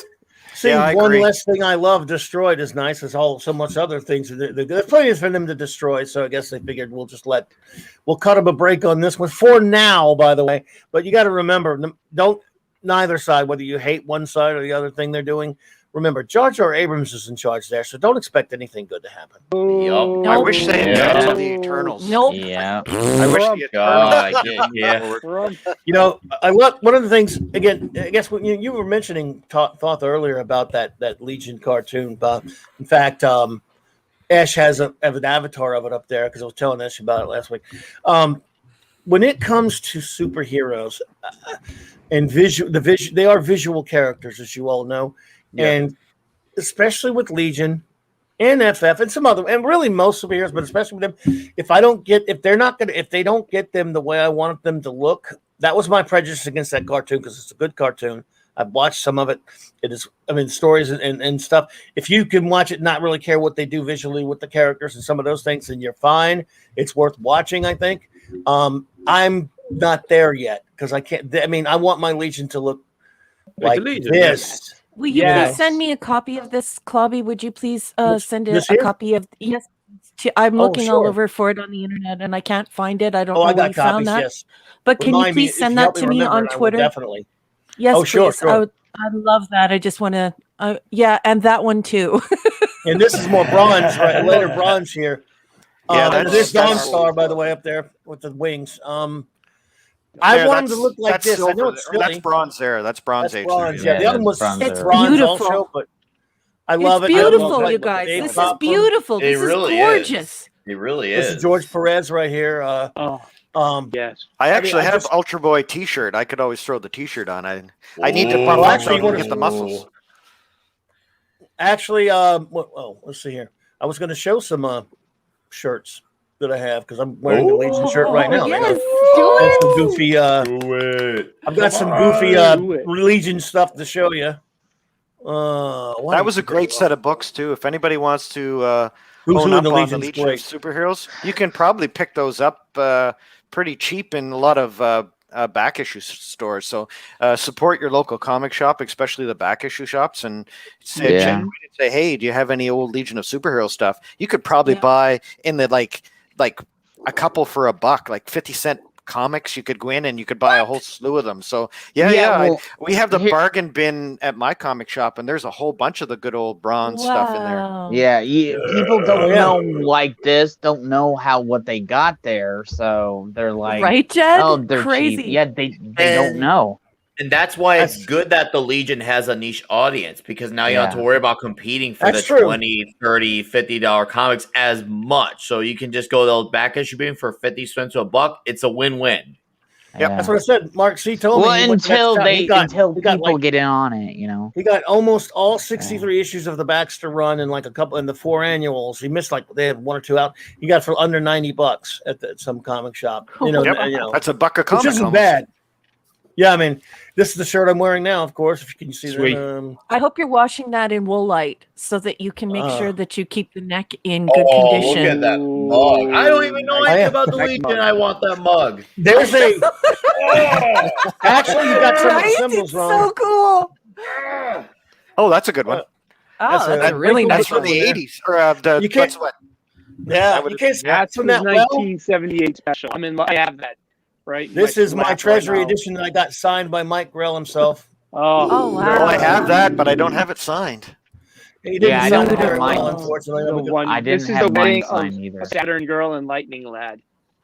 Yes, it is. That is a really nice costume. That's a really nice suit. I love her suit. Girl? The girl in is that Saturn Girl? I got a costume for her. That's any opportunity I can have to wear a cat suit, I'm gonna take it. Listen, I love Mike Grell. I love his stint on Legion in spite of Vince Coletta inking the interior of this thing. This is because I know, Eric, you said have a coverless copy of this one. I got this one signed by Grell. This is one of the few of the DC tabloid editions, which are similar to the Marvel Treasury. So it actually has new interior. Most of them were reprints, but that's cool. Let's see. And some of my allegiance. No way. The ones in the box, the Matty Collector series. That was in 2011. Matty Collector announced that run. This is Bronze Age Legion. There was 12 of them. Should have been 13. They made 13 slots because they're jerk offs, and they called one of them Invisible Kid. They thought that was funny. They cost us a figure, the jackasses. Anyway, I love the figures. The ones below there are DC Direct Silver Age, but in the top are PVCs from a different Legion set. And you got a Smallville set at the bottom to the left there. But this set went on. It was announced like a year and a half before it came out by Matty Collector. You had to go to the website at a prescribed time. I had to play hooky from work at 11 a.m. in the morning. You had to wait for it to come up. And as soon as I was lucky, luckily it was kept clicking on, refreshing, and snagged it. And then about half an hour later, it was gone. And now it's going for $500-600 at cons. It's ridiculous. Wow. Nice. And they never did a second Collector. There's a good, I don't know if you're into him, Clobbering Times. There's a good guy on YouTube. He's called Spectre Creative, and he used to work in Matty Collector and particularly in Mattel. And he has some really, he's some really good videos, and particularly on the DC Universe classic figures. He also talked about He-Man, the Masters of the Universe, and his main title and job was he was working on the DC Universe classics, and he did on the weekends he was working on the Masters of the Universe. Like just a guy with the love for the brand, about brands like that, and some of the stuff like he talks about in depth like decisions there, like you're talking about them, like making certain decisions, and he says like it really comes down sometimes to the company. He said like they had some wild plans that were just nixed by the company, and he was like fans would have bought this stuff up like no problem, but the company just balked at the idea. Yeah, it's weird, and it's what the thing is. They only did this half. If they'd done one more set, would have covered almost the rest of the group that I would wanted. They only did Saturn Girl, but they didn't do any of the other girls, and it would have been nice to get all of them. But they'll never do it. A couple of the Masters of the Universe figures by them, and they're really cool. Oh yeah, this is my latest shirt. This is my latest shirt. That's the words "Long Live the Legion" spelled out in Legion Interlac, a language created for the Legion. Oh, this is a great shirt. Interlac is actually a language that they've used in comics, and that's one of the great things about the comics too. Was it did have kind of that science fiction-y feel, and in the 70s especially, that was when some of the greatest science fiction stories of all time have been coming out. So that it was a great little addition into the 80s especially. Yeah. Oh yeah. This is great. So this is like Elvish. This is like Klingon. It's terrific. I love it. I love it. You can read them if you know the cipher. Everything's legible in the background. Just like in Star Wars. There's some more. Oh yeah. Let's see here. I got the founders. That's the a pretty good founders one. of the group right there. The founders. I thought those. That's the original 3. Yes. Oh, and there's the Wildfire. I love Wildfire. Wildfire. Yep. I love it's this nice one. and And simple. of course, and it works. See, it's my classic Legion design. clock. Yeah, that's my Legion clock before I got to put the hands on it and stuff. Nice. Got that It at looks like a DragonCon. shield. I'm walking around with a Legion shirt at DragonCon about 2016 or whatever, and a guy in the dealer's room from like 20 feet away, I guess because I am large, I admit it, sees me and he waves, come over. He's got this table where he has all these custom clocks, Star Wars, Star Trek, all that stuff. He said, I know what you would like. And I said, you son of a bitch, I got to have that. How cool. And each one of those symbols is a Legionnaire. So on the mission monitor room, in the mission monitor room on the mission monitor board, you always have a Legionnaire that's on duty. So when they're on duty, up on the board has all the symbols of all the Legionnaires, where they're located, if they're off or on duty, if they're on a mission, where they're at, and combine all that with the Interlac language. So it's almost like you read a panel and you look at a big splash page of the Legion and say, Chameleon Boy he's the guy who shapeshifts. He's a shapeshifter. He's a Durlan from the planet Durla. And so if he's on duty, and so if he's on duty, he can watch all of that. And so you get the big splash page and you go, oh, I've got to translate what they're doing, the language and what they're saying. And so he's on the right hand side here, right by Pharaoh Lad, and Ultra Boy is Chameleon Boy. That's his symbol, the circle with the ears. Those are his antenna. So and so he's a complete alien orange creature a character. So yeah, it's Wow. it's really cool. He can change his shape into anything. And but what that is too is a really cool thing they used to do was you know, they used to have a letters page in each one of the comics. And what's so classic about the Legion letters page is every year you could write in and you could vote for who would be the Legion leader. So they'd have a Legion leader and a Legion deputy leader. So the people who are reading the comic could actually influence who was going to be the next year's leader of the Legion. And that's another cool little thing as part of this whole mythos, that you couldn't do that anywhere else. That was unique to the Legion, and it was a great idea. And I wrote in a couple of times, and yes, yeah, right. it's a lot of fun. I voted. Yeah, I voted too. I voted. That was back when stamps were literally like giving the fans what they want. Yeah. You know, this shirt here is my favorite. When he put, there's these guys. I don't know how they get away with it. By the way, maybe some of you might know. I don't know how they do a bunch of Legion stuff. They sell all kind of Legion products and stuff. They make shirts, they make towels, they make hats, they make all kind of other stuff too. But so they do these custom shirts and stuff like that. And when they announced this shirt, this design, they had a bunch of the new filth from 90 on up. I ordered it without knowing, so then I wrote the guy being nice because he's not bought shirts from before. I said, "Man, look, let me switch that to something else." He said, "Why?" I said, "Because I realized you got to." And I told him, "Look, after 90, I hate the filth and I hate the crap." And so, but I understand people like that. I said, "I'm not trying to be trying to saying, could you switch me to something else because I don't like any of those insignias, the new ones." He said, "Oh, let me just change it for you." I said, "Look, dude, you don't have to do that." But he did. He said, "Tell me the ones you want that are actually legit, you know, Silver Bronze Age," and I did.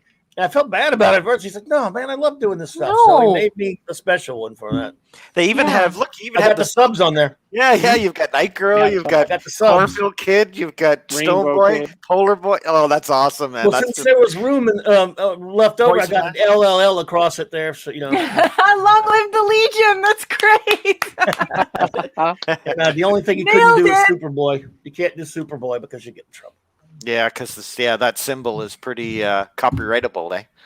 Yeah, and he did it. So yeah, again, these crazy symbols. I mean, look, it's even got Matter Eater Lad on there, the dumbest name ever. He may have the dumbest name. It's a dumb name, man. I love him, but it's ridiculous. His power is he could eat anything. He could eat through a fence. I take that power. That's me. I have that power already. It's nothing. Nick, that's the 33rd flavor of Nick Weiser. Cup like you do, Nick. I want the coffee cup. Yes. Nick Weiser is Matter Eater Lad. That's right. Oh, that's I now know my Legion character. There you go.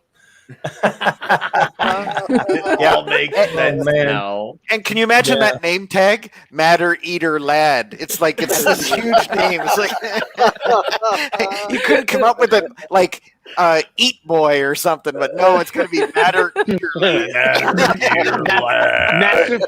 I will say that that's one part about the $29.95 comics. Like, there's some of it that's pretty good. Like, I enjoyed some of it. Most of it was hard because it was it was not post-apocalyptic, but it was really much a society that had kind of fallen to ruin, and we are used to having a utopian society in the Legion. But the $29.95 stuff. That was one of the things that were funny because Tenzil Kim is Matter Eater Lad. That's his real name, and he becomes this publicist, like this public relations guy, and he's this smooth talking character, right? And it's just and then he runs for office, and he's into politics and stuff. Like it's funny. So the character arc for him when we saw him in the old comics. I mean, one time he tried to eat this powerful artifact that the alien energies inside made him go insane. So once he did that, for a long time he was kind of off screen a lot. But once they brought him back, he's one of those characters. Like, how do you send him into battle? Right? Oh, he can eat stuff. So the Orville maybe got inspired by him for Bortus. I think they did actually. Yeah, I love it. Wouldn't surprise me. Yeah, I think they did. I mean, well, you know. They think a lot of people who write modern things or whatever, or even later, you know, a lot of them read comics as kids and stuff. Yeah. And you'd be surprised how many things from the Legion I've seen pop up in different. Yeah, Phantom Outsiders here. Cool. Especially Seth loving that utopian, the utopian universes. So yeah, that's incredibly interesting. LT. Yeah, that's like I've said before. The great thing about this was it was a science fiction kind of tale, and there were several characters too that you knew that every issue you bought, you didn't know what was going to happen. You didn't have Superman, Wonder Woman, Batman, Aquaman, because you knew that at the end of the issue they're going to live. But in the Legion, you didn't know what was going to happen. People died a lot. People died. You lost characters. Yes, yeah. I gotta buy this. Okay, I'm all in. Chemical King, Invisible Kid, Triplicate Girl lost one of her bodies. Traumatized her. Yep. That was like early trauma in comic books. And it carried on. You're right, absolutely, Eric. And it carried on. Like there was trauma. Like if you lose your arm, well, next issue you don't have your arm back. Like there was some stuff that. Yeah, like there was some stuff that carried on, and yeah, trauma, real trauma, and people went through relationships, and they had breakups, and they had romance, and they had a lot of real life storylines, and that's what made it unique in comics. Well, and also engrossing. If there's something at stake, Yeah. It's very soapy. Looks like I'm not sure if you're seeing the comments, but it looks like Retro Dicky is gonna move. Retro? Oh. Yeah, I'll jump out. So, Mark. Are you sure? Mark, yeah, no problem. I didn't expect that. Yeah, no, Mark wants to come on, so I'm going to jump out and I'll jump out for Mark. No problem. Well, hang around, man. And we'll, yeah. I'm sorry. Problem. I'll jump out. Yeah. Okay. All right, buddy. Sorry. All right. Everyone take care, dudes. I'll take care, man. Retro. Love you, Retro. Take care, buddy. Take care, dudes. Thanks, Retro. Long live Legion. You mentioned about how characters died. One of the saddest deaths of all. You mentioned you touched earlier on Pharaoh Lad. A lot of people don't know the story of Pharaoh Lad. Jim Shooter, I think it was created by Edmund Hamilton or somebody. Edmund Hamilton, a well-established science fiction writer before and after, wrote Legion of Superheroes for a good stint, by the way, and well respected within science fiction, writing as well. He Pharaoh Lad, of course, was a quote-unquote mutant who wore a mask, and it was said he wore a mask because of his disfigured face or whatever. So Jim Shooter had gotten this idea that he wanted to do a big reveal. This was the late 60s. And he wanted to do a reveal that Pharaoh Lad would be black. And DC Comics would not allow it. Oh. And he got so pissed off that he just killed the character. And he had a great noble death. Well, Andrew Nolan. Welcome, Mark D with the C, buddy. Good to see you, bro. Hey, Mark. Hey, great to see everyone. Hi. The character of Andrew Nolan, Pharaoh Lad. Basically, it was Marvel was doing it at the time with Black Panther and Sam Wilson, Falcon, and later DC would do it with Jon Stewart, but they wouldn't allow Pharaoh Lad to be that. And could you imagine the retroactive, outrage over that though if they decided to do that? Oh God, yeah. So he just killed him. He said, "Well, good, I'm gonna kill him then, since you're not, And again, it was a great note. I mean, he died stopping the Sun Eater. Yep. So yeah, that's right. So the Fatal Five, one of those villains that we talked about, or the villain groups that we talked about earlier, what they did is they loosed the Sun Eater on Earth. And what the problem with the Sun Eater is, it eats the sun, but what it does is it causes red solar radiation to plaster the Earth. So Superboy couldn't save it because he was powerless. And so what they needed to do is they needed to take this bomb called the Sorbitron or something, the Sorbitron bomb, and take it up into the Sun Eater and blow it up. Well, it required somebody who was really, really tough and strong. And so Pharaoh Lad prevented any of those Legion heirs from taking it, and especially Superboy, because they were gonna still try to sacrifice. Superboy was so weak, he was gonna do it anyway, and that would have killed him. But there's no way that Pharaoh Lad would let Superboy sacrifice himself. So he stopped him and then went up and blew it up himself. But unfortunately, he sacrificed himself. It blew him up as well. His invulnerability didn't save him, and boom, saved the Earth, and then died, which was a very, very noble death. At least he went out good in a good way, and that's kind of stayed on for a long time until that SW6 Legion stuff where they brought him back, which I wasn't. He was a great character that shouldn't have been brought back, but Yeah, that was a good storyline. But they didn't That's create a real really cool. black character Yeah. until they created Tyrock. I love the Dude, Right. Bruce Yeah. Timm animation to the top Yeah. left. Yeah. Oh, yeah, dude, yeah, show it. He was on the. He was on. They had him. He was on that Justice League episode, Justice League Unlimited, which is a wonderful cartoon. Oh, had one so great good. episode, where it was, and it was very sad. Well, it was sad. But it at least Supergirl. Well, never mind. She lives here. You should see it. But anyway, it was kind of sad in some ways. But they actually just threw Farrell out on there. If you remember that, I was watching it. But Yep, saw it. kind of their own little. If only we gotten more of that. Oh, a cartoon by, Bruce Timm at that time. That was toward the very end of the Justice League Unlimited cartoon. So I don't know if any of you've seen that. I don't know if you've seen that yet, Ash, or whatever. But you should see that one. There was so much they could have done still. So, of course. Yeah, there's so much they could have done still with Justice League. Hold on, Iron Man and Feral Lad, bro. They're talking about bringing that Justice League back, and I wouldn't be surprised because you're saying Kevin Conroy is kind of sweating for money at the moment, and so is Mark Hamill. You're saying statements from these guys, like because I follow the likes of the two of them. I'm seeing a lot of weird statements and wonky statements from them over the last couple of months that they're looking for work. Michael Rosenbaum has been at it too, who was the Flash, of course, in the series. So we wouldn't be surprised to see them return very soon. It seems like it's on the cards. It's easy to do. People like it. Mm-hmm. They make merchandise out of it. It'd be a no-brainer for them to bring back the Justice League Unlimited and keep going with it. But it's going to be, how things are nowadays, and I wouldn't put it past them to screw it up. Oh, dude, Young Justice is a prime example. Young Justice had two very solid seasons. And season 3, those first two seasons. Bro, I got through fucking 2 or 3 episodes in Young Justice season 3, and I just couldn't. I was like, this is terrible. It was so. I couldn't get past the first 2. Like I saw 2 of them, and I saw the first 2, and I was like, you know what, I'm done. It means when it came back. Yeah. Season 3 is so bad. Yeah, it is. It literally is. It's like Picard level of badness. Like season 3 What's Discovery. That? You mean P hard? You mean P P-hard. hard? Yeah. Like we P-hard. do not address the filth here. It's P hard.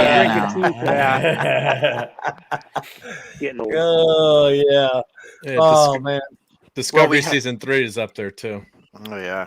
Or down there. Anyway. We've seen a lot of Legion of Superheroes and other genres too, and other what's the word? Another formats. So we've seen them in television, we've seen them in cartoons, we saw them in Smallville, we've seen them in Supergirl, which was a terrible, terrible, terrible version, by the way. I actually like the Smallville version. They at least tried to them. They had jackets on. Yeah, I know, but at least they tried a little bit. In Supergirl, like dog they didn't crap. I hate try. Smallville. Yeah. Don't look at costumes were better in Supergirl, I think, but Ash, I did think don't that look at Cosmic Ash. Boy jacket was pretty crap. That looks Yeah, ugly. he's got that Brainy. bullshit brainy That's up there. Brainiac from Supergirl. I know. It's just I'm Ash hates us. Like, You know not that. existent. Yeah, he hates us. He literally likes everything we hate. So we it was love. Young Justice season 3, right? Okay, I'll watch that. Yes. Okay. Have fun poisoning your mind more, Ish. So One more thing. Yeah. One thing. Vala, it was 1992, wasn't it? And it had 23 issues. Yep. That's it. Okay. I'll send them to you. Okay, I'm looking at the right one then. Yeah, I knew it was 20 or 25. I knew it Send was him around. the info he requires to prep for the showdown throwdown of the century. This is gonna be so good. It's gonna be hot. Ding, ding, ding. Right, it should be on. It's like our pay-per-view equivalent. Ash versus the panel. Yeah, Raquel's new cosplay, everyone. Right there. that is. There's tiny some cosplay actually. right If there. you Google Saturn Smushy. Girl, I will. Yeah. there are some great art, and there is some cosplays too. But that's a classic. But that's that Cosmic Boy costume that defies the law of gravity. Like, so all it is like chest panels and stuff, right? Where? It's the one black. in the. Yeah. I wish we It's had the that- full on that one. I'd like to Oh, you see it. Oh, okay, so now I see it. Yeah. Yeah, they're round cover with Mike Grill. That's a great cover. Like, I yeah, actually that's the kind wedding of issue. I like think it somebody because it mentioned. reminds me of like ancient Greece. It reminds me of like somebody wearing like just basically like a stab plate. I have a lot of friends who are police officers and security guards and things like that. It's actually kind of reminiscent of that. It's only it's concealing the organs that could be harmed. You know what I mean? Boob He's going to armor. survive some rabbit punches in this, right? You are not going to get a rabbit punch past him. But it is a little odd, isn't it? Because the panel is open in the front, so it's a little odd, and the heart's exposed, but still kind of cool. I like how Swinging beautiful the 70s. yellow green is. Look Don't at that tell yellow Power green. Girl you said Oh. that. Real Don't tell art Power right there, Girl ladies you and said that. With the Oh, boob Princess photo. Projectra. Like, yeah, I mean, here we go. Silver Rick, Age talk there. about the male gaze. There was a lot of costumes in the 70s for the Legion of Superheroes. It's all about the male gaze. That Princess Projectra one, Phantom Girl, like Dawn. Oh God, yeah. I mean, geez. Well, Some one of thing those- I've got to tell you, LT, as a social scientist, I do have to tell Did you you say one Princess thing. Projectra? I do not believe in the male gaze when you start talking about comic books, because I believe that the female gaze is is far more powerful in comics than the male gaze, and certainly it has worked to the detriment of men as well.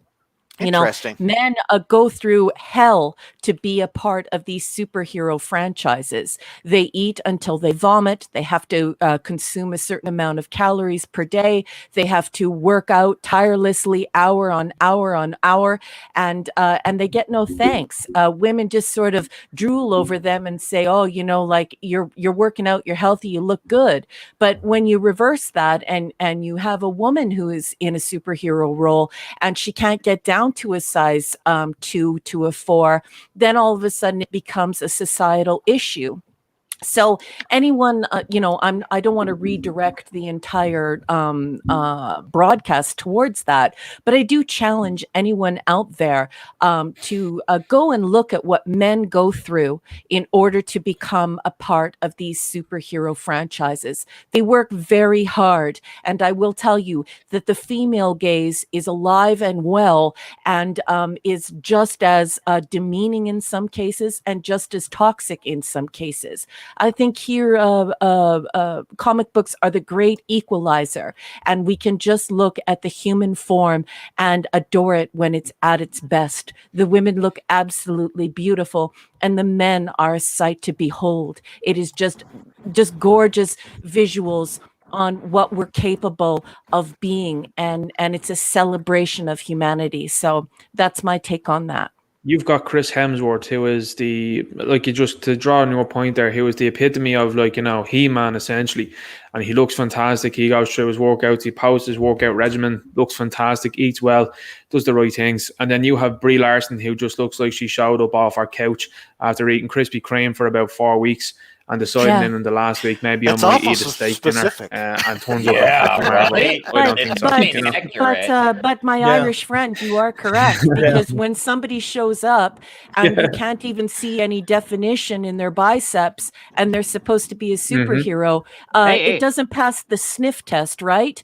And you have all these women who are going to see Thor and they want to see Thor, and there are a lot of men who are in the fitness industry who are looking at that, and then they start taking anabolic steroids. Some men develop eating disorders. So while women think that they've cornered the market on abusing their bodies, where this male gaze is concerned, as I said earlier, with the comic book industry and the superhero industry, men are equally punished, and I would say in some cases more so, because they're mocked and emasculated if they mention anything, and it's seen as something that's healthy, right? Yeah, look at The Rock.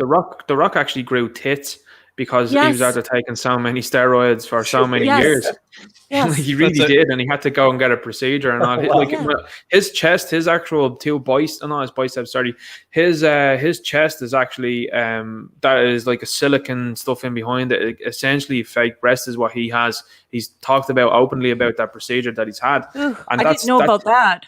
I do know that the steroids cause really bad cardiac damage. They cause baldness. They cause impotence. I mean, these guys are really suffering. The guy who plays Wolverine, Hugh Jackman, he is working his keister off to be a part of this.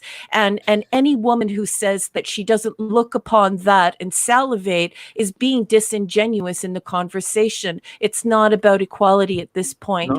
Comic books and superhero stuff is the great equalizer, and we're all drooling. And to a certain extent, it's not good to over-sexualize the human body. A sexuality doesn't always equate intercourse, coitus. There's no need for coitus erectus at all times. We can also look like we look at the statue of David and admire the body, because the body is beautiful. Men are beautiful. And this is the thing, you're not seeing it in Hollywood anymore. I mean, like, look at, for example, and a prime example of what a lot of fans wanted at the time was Katie Sackhoff as Captain Marvel. A lot of people find her attractive. She does work well. She also then trains her body as well, and she does look really in shape and very strong. And I think a lot of people did want her as Captain Marvel, but it just doesn't seem to be panning out for the moment. And we're seeing more plainer individuals that are getting into these roles. And it's just going to be the way going forward. Look at the video game industry. I mean, they had to delete a scene where there was a woman's buttocks that was being shown within it because they said it was over-sexualized. And they just keep making the women uglier in games, which is really baffling. Look at Mortal Kombat 11. The women are desperately looking, like they're desperate looking women they are in Mortal Kombat 11. That's not selling, you know what I mean? Whereas the guys are jacked to bits and they look great, you know? You're seeing the women, and the women have faces that look like dudes. I mean, there's something very wrong with society at the moment, and there's something very wrong with whatever they're trying to peddle, which is very, very odd, you know? Well, that's a great point. I think they're trying to address an issue that maybe they've overstated a little bit, because I think that there is a very wide spectrum of male behavior, just like there's a very wide spectrum of female behavior. And when men look at me and they admire me and they say nice things to me, and they hold the door open for me, as long as they're old-fashioned, nice gentlemen, not only am I tickled pink, but it puts a smile on my face for the rest of the day, because it's so nice to have somebody say something kind to you. And when you work on your appearance, or you care about yourself, it's just great for your self-esteem. And there are guys who are creeps, but let's not pretend that all men are creeps, because there is a very large section of men who are just giving you a little admiration in a very kind and respectful way. And so I think it works both ways. A lot of women that are creeps too, don't forget, you know? Oh, yeah, women are total creeps. Women, in other words, people can be creeps. Yeah. Exactly, Clubby. Just people in general. Exactly, Clubby, yeah. Well, I just want to say too, you look up to the too. Yeah, I was gonna say you look up to those comic book, heroes. It was aspirational, so it was both men and women. You know, they didn't draw Captain America to be, heavy. So, when I was younger, I was in that kind of shape, working out, playing sports, and not so much anymore, unfortunately. But it is a big strain on your body. I mean, I used to work out, every day, run every day, for sports. And, and then you don't want to see, as a kid, you're reading comics, you say, oh, maybe I'll, get into shape like Superman. You're not going to look like Superman. So it goes, I've always said that too, Rick. It goes, great to hear you say that, because it always goes both ways. It's not just it's not just the men that are, it's not just the women that are drawn, in that way. It's also the men, except for maybe Bouncing Boy, I guess, and the Blob. I was going to say, if you have to look like your hero, then Bouncing Boy is the only one I can like. So where are all the women calling for the dad bod? No, that's not what's happening. It's a bunch of women online drooling over Thor and drooling over these naked men who have had to work their asses off to look like superheroes, inhuman, superhuman beings, and they're using their real bodies. These aren't suits that they're wearing. These are their real bodies. So I call BS on about 90% of what is said in this way. Comic books and superheroes are the great equalizer, and people just need to button it. Henry Cavill had they had to replace his outfit. They had to replace his outfit in the first season of Witcher 3 times because he broke through it because of his muscles and stuff. Look at Christian Bale as Batman. Same problem. In shape for that as well after coming off the Machinist, after the Machinist, my goodness, And imagine what that did to his internal organs. good. You want to talk Yeah. about somebody who suffered for his craft? My goodness. Anyways, I don't want to get away here. Let's circle back because Clubby's showing us a bunch of pictures, but I think all these bodies are beautiful, and let's celebrate humanity and not overthink things, especially when there's a lot of hypocrisy. That's just my point. Well, yeah, real quick. I think maybe Hemsworth was the fat Thor, maybe because Hemsworth was sick of working out. I mean, no, it was a fat suit.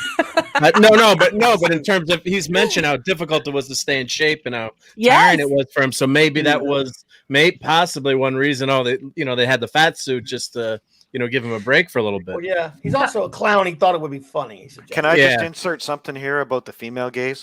My wife hates Endgame because she said, why are all these chicks running around? I want to see buff Thor. What's this fat Thor? This is an awful movie.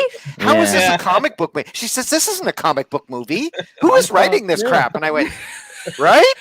It's true. I objectify men. What's wrong with it? If a guy's worked really hard for his body, why should I not say you look fabulous? In real life, I like a guy who's just above dad bod, just below fitness model. But when I'm seeing it on screen and I see how much the guy has worked out, even if he's too muscly for me, I have so much respect. He's turned himself into the finest piece of work that we can do with ourselves when we work on ourselves. So of course I'm going to objectify him. I'm definitely going to be wiping drool off my face. That's life. It's okay. It's all right to be sexual.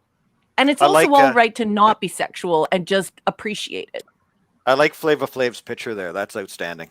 Dude, you guys exactly want to see between my photo, and you also want to see this amazing link that I learned about our wonderful character that I'm now into in the private chat. I quickly had to do a quick Googling, and I found a very interesting, I guess you could say, fun fact about the character on the private chat. About Tenzel Kim?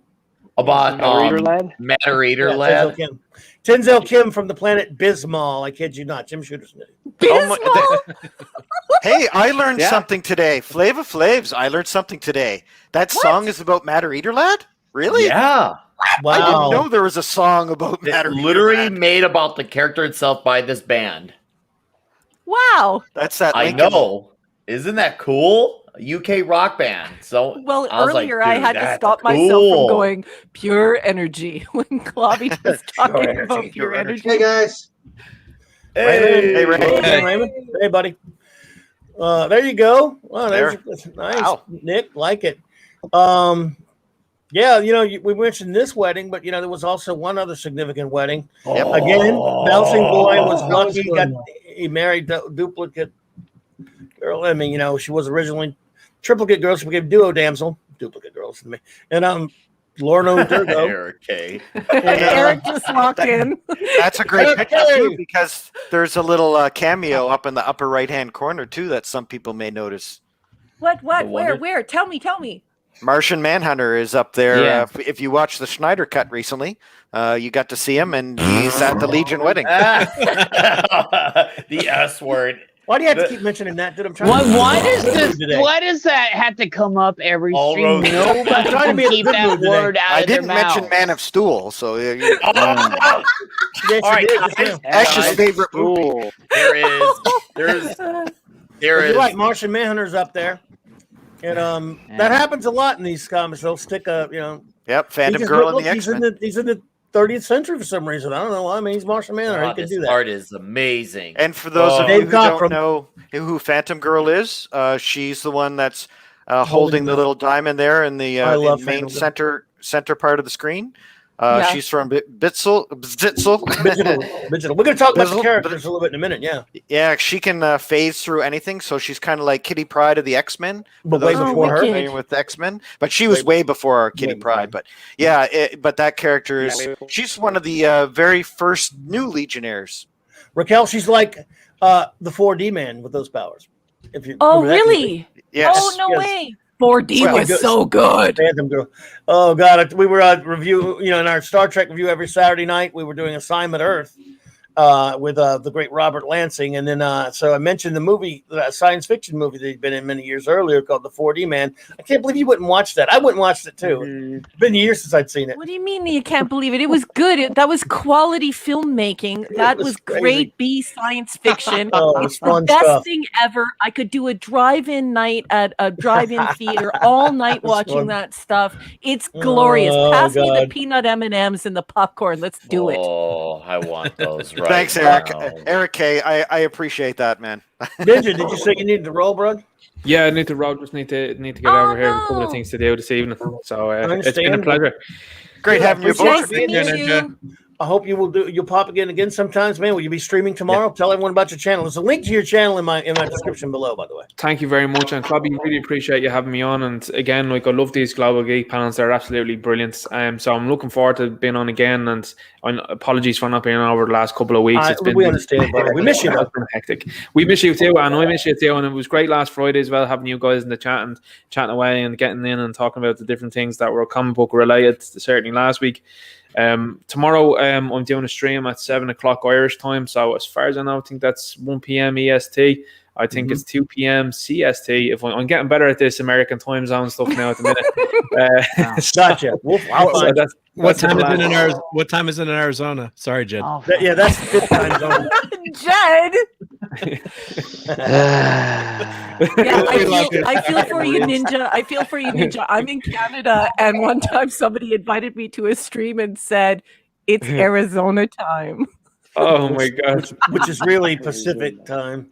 No, it's mountain time, but you know.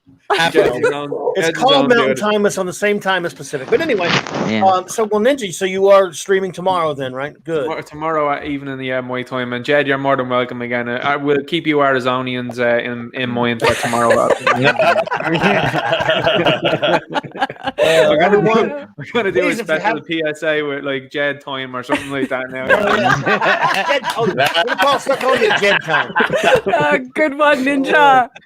Yeah. If you have not already, please to see my description below and subscribe to and support Ninja's a great channel. He's been around a while. He does great videos and streams. He's a good friend of the show. Thank you, buddy. Much appreciated, guys. And it's been a pleasure talking on the panel and a pleasure to meet everyone here this evening again that I haven't spoken to before. Or nice to meet you, dude. So thanks very much for having me. Great to be on with you. Thank you, buddy. Bye-bye. Take care, man. Be well, dude. Bye-bye. See you, brother. Come on. Yeah, I tell you what, love me some Legion. And again, I just we're going all over the place because we started a little bit in the Silver Age and we jumped the bronze, we're up to silver. To me, it's only silver and bronze that matters. But it's been around for 30 some odd years after that. And wait, what was that again? Ash, did you say something? No. I think you said something. And a stool. Don't forget the ticker. Don't forget the ticker. Breaking news. You got to get the ticker going on. I just thought I'd forget that. Breaking news, everyone. This just in. Breaking news. Man of Stool sucks. Repeat. Man of Stool sucks. More later at 11. It's like the old Garrett Morrison on Saturday Night Live. This just in, General Alicio Francisco Franco is still dead. Or as Chevy Chase did, General Alicio Francisco Franco is still valiantly holding on in his fight to remain dead. I'm sorry, you guys say something? I can just say Man of Steel. What's that? Well, I do owe you an apology for it saying steel instead of stool. I'm sorry. It's the only one I got. So. See, we love Ash because he hates us. And he keeps it, therefore he keeps it. He probably has a Captain Marvel toothbrush. The Boy of Steel was part of the Legion, so. Yeah.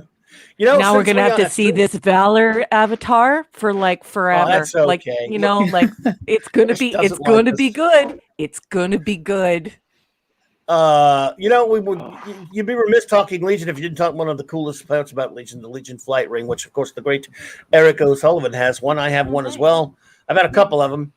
Yeah, I got one too. So I got several of them actually. So. Oh yeah, they had flying belts, they had jetpacks, but then they came up with this wonderful idea of the flight ring, this anti-gravity element created by Monel. Believe it or not, you'd think it'd have been brainy. Flight ring.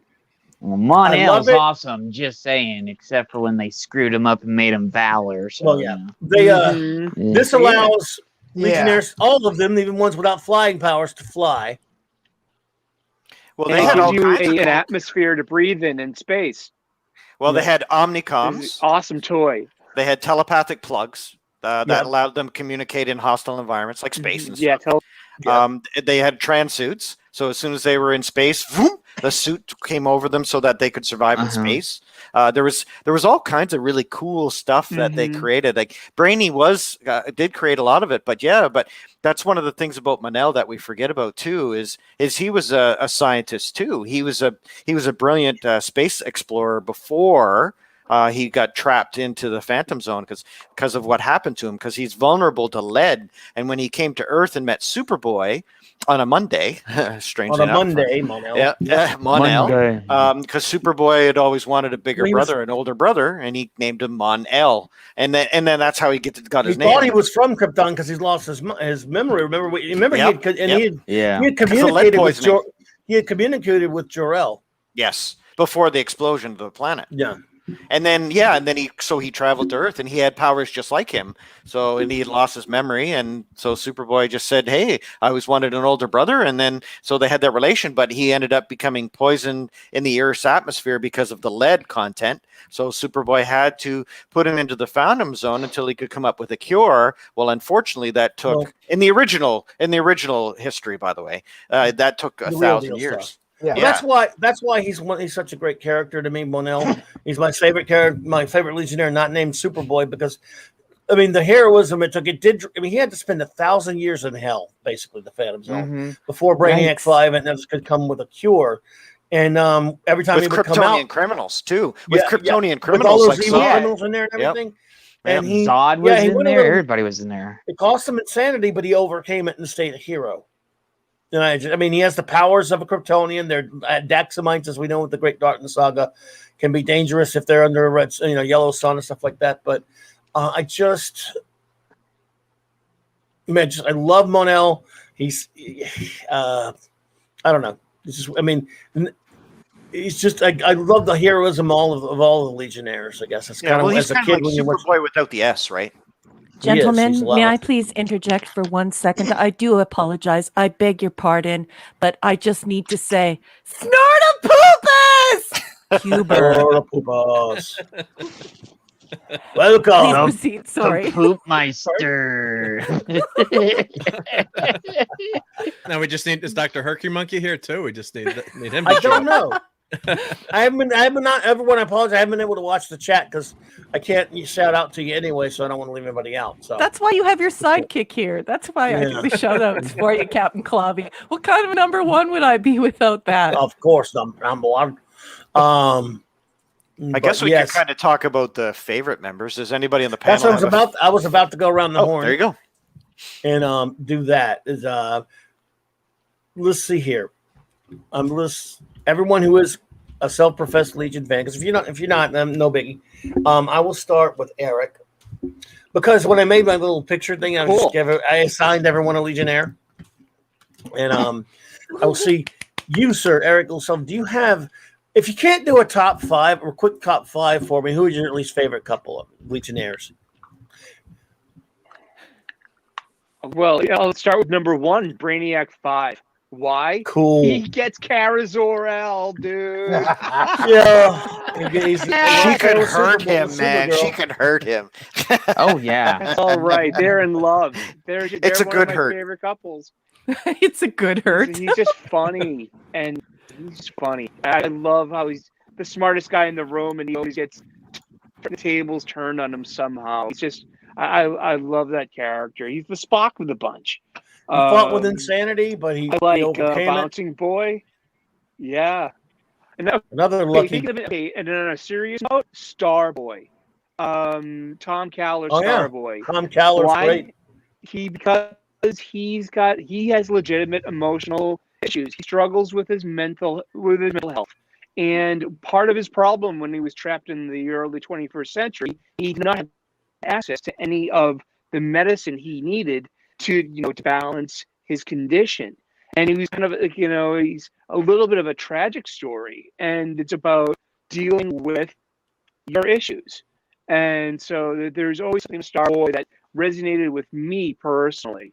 And and Bouncing Boy, and because he was just a fun character, he would just blow up and bounce places. Yep. Yeah, so those are my top three, I guess. Yeah, there you go. Okay. Raymond, who you give me at least 3 or 4 of your favorite and why of your favorite Legionnaires. My favorite would be Mon-El for obvious reasons. Second one would probably be Sunboy. I like his power. Dirk Morton. Yeah. Actually, no, it would be Element Lad. I've always had he's got a great power. I think sometimes underrated. I actually, when I was a teenager, made a variation of him where he can transmit all sorts of matter.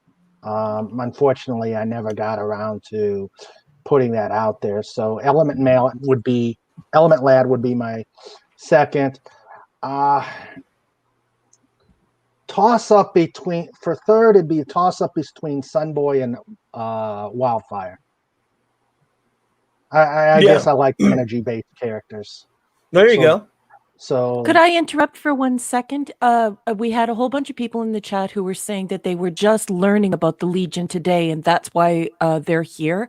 I want to make a suggestion to you right now. If you're not on your phone and you're on your computer or your laptop, would you please go to the wiki page, like the Wikipedia page for the Legion, the Legion of Superheroes at Wikipedia. If you scroll down to the bottom, you'll actually see a list of notable members.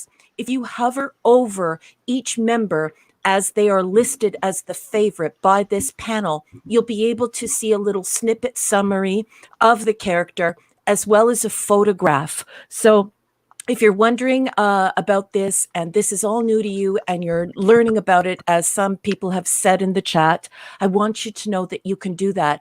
And they're in alphabetical order. So as this great, esteemed and educated panel names these great characters that they love, you can get information on them. They will not be lost to you and you don't have to go searching around on Google. And sorry for interrupting. Please continue. And because I'm a toxic male, I'm going to put a tie for best female, and it's going to be Shadow Lass and Saturn Girl during the Cockrum / Grell. Yeah. Oh yeah. Oh. No, I love them. So yeah, and there are lots of sites you can find out there, folks, that have. This Legion is like that. Obviously, other superhero groups have big fans, but somehow Legion fans, as kind of Thoth was talking about this at the beginning a little bit. Legion fans, this niche type thing. We are rabid and just absolutely. You could find. All in and very dedicated. So you can find a lot of big Facebook's full of all kind of groups, good groups too. A lot of them that are devoted just to Legion. And, they deal all things Legion, even stuff I don't like after in the past 30 years of it and stuff. But still, they deal with all of it because it's just it may be a relatively small fandom, I guess you could say, but it's rabid, like I said. So you can find a lot of stuff out there about Legion. And I'll be anything. You can contact me anytime if you want to. We've been recommending a few things today night, whatever you want to call it. And we will. And if you have any questions in there, I haven't been able to keep up with the chat much, but if you do have some questions, throw them out. And as you see, you were mentioning Brainiac 5 and Kara. Well, it didn't go well for her in the Bronze Age for that tragic love, another tragic love story, man. Yeah. That's actually literally time lost lovers. Because she's in the 20th century and he's in the 30th century, and that was a tough one. There you go. That other tragic love affair we were talking about. That's number 4 and 5 for me. My top 5. I love this love affair. Oh it's my! As tragic as to get George Perez there. Beautiful. Art. I need to do something real fast. Just a second. Okay. While we're waiting on you, just a second. Is that how it's going to take? No, I see something and I need to take a screenshot. Just a second. Now, Lord Thoth, give us your top. I mean, you can go 4 or 5, whatever you want to do. Your favorite characters. Well, 4 or 5. You just we've already mentioned them and why their story. It kind of hit me hard as a teenager, and that love story. I understood that because I had a girl. There was unrequited love. I had I was like 12 or 13 years old, and so yeah, that kind of story hit me hard. But I've always loved Wildfire and Dawnstar together. They make a great team, and they're in a lot of missions together, because I think that's where the writers and the artists at the time, they so matched up together because the colors were so opposed. You had the yellows and the whites of Dawnstar, and you had the oranges and the reds and the dark colors of Wildfire. So that's cool. But my top 3 are Ultra Boy, Jonah of Rimbor. I've always loved his story. I've loved that, like he's really clever. He's smart. He's got an ego. His powers are he can only use one at a time. So he's got all of Superboy's powers, all of Mon-El's powers. But he can only use one at a time. Creative. So if he's using his super strength, someone could kill him with a shot. Or if he's using invulnerability, well, he's not strong. So he can punch you, but some of these supervillains are going to laugh at you. And he got so good at being able to change from one to another at lightning speed that's how he became so effective. So he's one of the big guns of the Legion. But I always liked him. He's my number 1 because I liked his attitude. Phantom Girl was his love. They had this great relationship. He had this background, this kind of poor planet kind of background that was just so attractive. Later on, they had that his family were criminals, and he even went for a little brief story arc where he was called the Emerald Dragon, where he was undercover as a bad guy. And so there's some great stuff. I mean, he's gotten to kiss Saturn Girl. He's this guy with the big ego. Big guns, but yet vulnerable. He's got that soul that he's got the heart of a explorer, and that's why I love him so much. And number 2, Mon-El. That's an easy one. We've talked about him a lot. My number 3 might surprise everybody. Is Cosmic Boy, Rock Kryn.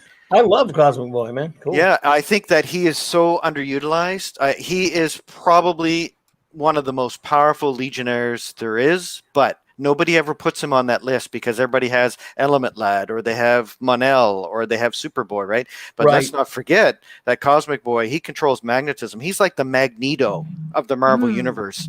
He can control magnetic fields. He can fly at speeds near the speed of light into space. He could, using his powers, he could fly up into space and use that control of magnetism and bring down an asteroid onto the planet and destroy a planet. Like he is that massively powerful, but he never uses that because he's the guy that you trust to drive you home after you've been out drinking. So he's the designated driver.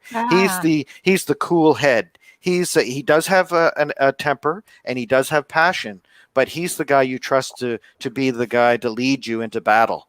He's the captain. He's the guy who, right from the beginning, was the leader of the Legion. And I think that he's become a veteran and a mentor. A mentor and a veteran to all of these people. Like, he's got PTSD, and but he controls that. So everybody comes to him for help. Everybody confides in him. Everybody knows they can trust him because he would never betray that trust. And I think the reason why the 3 Legionnaires are kind of like the best Legionnaires ever is because they've stayed with the Legion through most of the eras, depending on whether or not there's a few times where they had to be voted out. Like when they got married, you had to leave the Legion, but they changed that rule and stuff like that, right? But I think they're the steadfast core of the Legion, and he is the core of the Trinity. And that's what makes him so invaluable to the team. Well, Rock is a you talk about the Trinity right there. Rock is a rock. I mean, really, Rock Kryn is just as dependable as you can get. I love Cosmic Boy, man. He's one of my favorites. Before I give my list, let's get someone else's. We'll go with if you don't have one, like if you're just new to Legion, it's not a biggie. Like Nick, I don't know if you have any favorites. And I don't, but I do have a question for any of you Legion experts on the panel. And I think you might know where I'm leading since you've seen how I've responded in the last half hour. I want to know some comics that I could buy we're gonna do that. I can get into. Okay, well then we'll get to that later for a particular character. I'm sure you know what character I'm going to ask. So Matter Eater Lad? Yeah. About LT, I had a question about your Colossal Boy. So like when I'm looking up all this stuff as you guys are mentioning it because I'm trying to learn about it, and I noticed that Colossal Boy comes up as Gim Allen. Oh, that's also Colossal known Boy. as- Not no, I said Jim Allen. Cosmic Boy. Oh yeah, Colossal Boy is Jim Boy. Allen. Oh, okay. Yeah, his Because- mother's president of the Federation, by the way. Oh, okay, because he has like 4 names. So you picked Cosmic Boy. Well, there are a lot of later ones that don't count. He's Cosmic Boy. All right. And he's not the time trapper. Screw you, Tom and Mary Beerbone. Yeah, I'm glad I asked. Thank you. Thank you for that. No problem. Colossal Boy is a character that I never got into. He's the guy who can grow to big, huge, colossal size, but he was kind of not. I mean, the character wasn't used very well. I think is the big problem, and his personality seemed kind of bland. But he's been in a couple of really good stories, though. I mean, there was a time when Shrinking Violet was impersonated by a Durlin, one of those shapeshifters that I talked about, that Chameleon Boy was, and and so she actually had a romantic relationship with Colossal Boy at the time, and they ended up getting married, and so there was everybody was like, "Wait a minute, Shrinking Violet, what happened?" Like, she was in a relationship with a Duplicate Boy, which is another character from the Legion universe, and so like all of a sudden she dumped him. And then she started going out with Colossal Boy, and there was a whole bunch of personality changes because she became more forward and everything. But Shrinking Violet, was her namesake. She was this. She could miniaturize herself, like she can shrink down to like tiny, like the Atom or Ant-Man. Like she could shrink. Yeah. But she was very timid and very quiet, kind of thing. And then all of a sudden, she became this more outgoing person. So yeah, that was a storyline that was pretty interesting, and that was probably the only one that I can think of that was really good with Colossal Boy in it. Oh, okay. Thank you for answering that question. I got the two mixed up, and you made it clear. Thank you so much, LT. Yeah, Cosmic Boy was the one we talked about with the black costume. I like the pink one better, but that's the one with the black chest panel one. I see that one now. I see that now. Yep. Remember this Jim Starlin rare appearance doing Legion with Mon-El and Superboy punching the crap out of Ultra Boy? I know you love that. What a great comic this was. That was a great double punch there too. Kapow! Yeah, it's just like the old Batman '68 series. Eh? I always love this panel. Yeah, Godzilla King Kong, right? Yeah, that's right. Snortopoopus, just so you know, there's a Polar Boy. So Snortopoopus. Yeah, there is a Polar Boy. There you go. You need to get on the Polar Boy. Well, and I know Mark D, you said you're not a fan, and I know just been exposed to some of the comics as a kid, and that's fine. And as I'm wearing a hat, but what's really special to me is my grandfather was handicapped, but would work on the weekends as a taxi dispatcher in Mount Vernon, New York, and he would bring back like Archie comics, Disney comics, and then one weekend he brought me back it's Adventure Comics, but it was Superboy. Labeled as Superboy, but it was Superboy Adventure 453, and I've just blown away by Superboy in the comic and superheroes, and I have multiple issues of that. And he actually fought Barbara Gordon, who had gotten superpowers, and I was like, Grandpa, like next week, bring me back some more comics like that, please. No more Archies, no more, as fun as they were.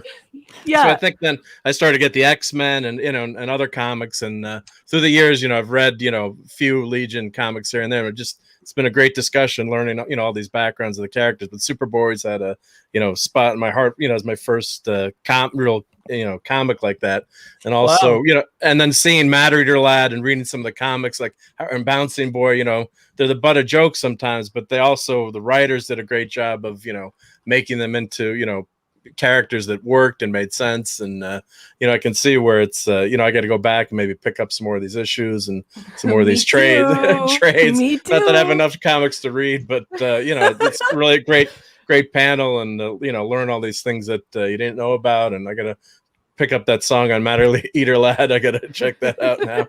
And then yeah, it's just so I really appreciate learning all these things. And before I go, we're at the end of the show. I've got a surprise to show one of our guests. So whenever that's a good time, whenever it's a good time, let me know. Okay, we'll do that in a sec. Sure. Yeah.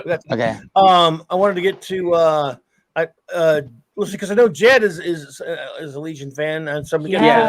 What's he gonna say? I just want to say one quick thing, though. Characters. Mark D with a C, that was a great story about your dad. I really understand that. Yeah. It was like my grandfather was like that. Well, my That's who grandpa, introduced yeah, me my to grandpa, comics. yeah, my grandfather, yep.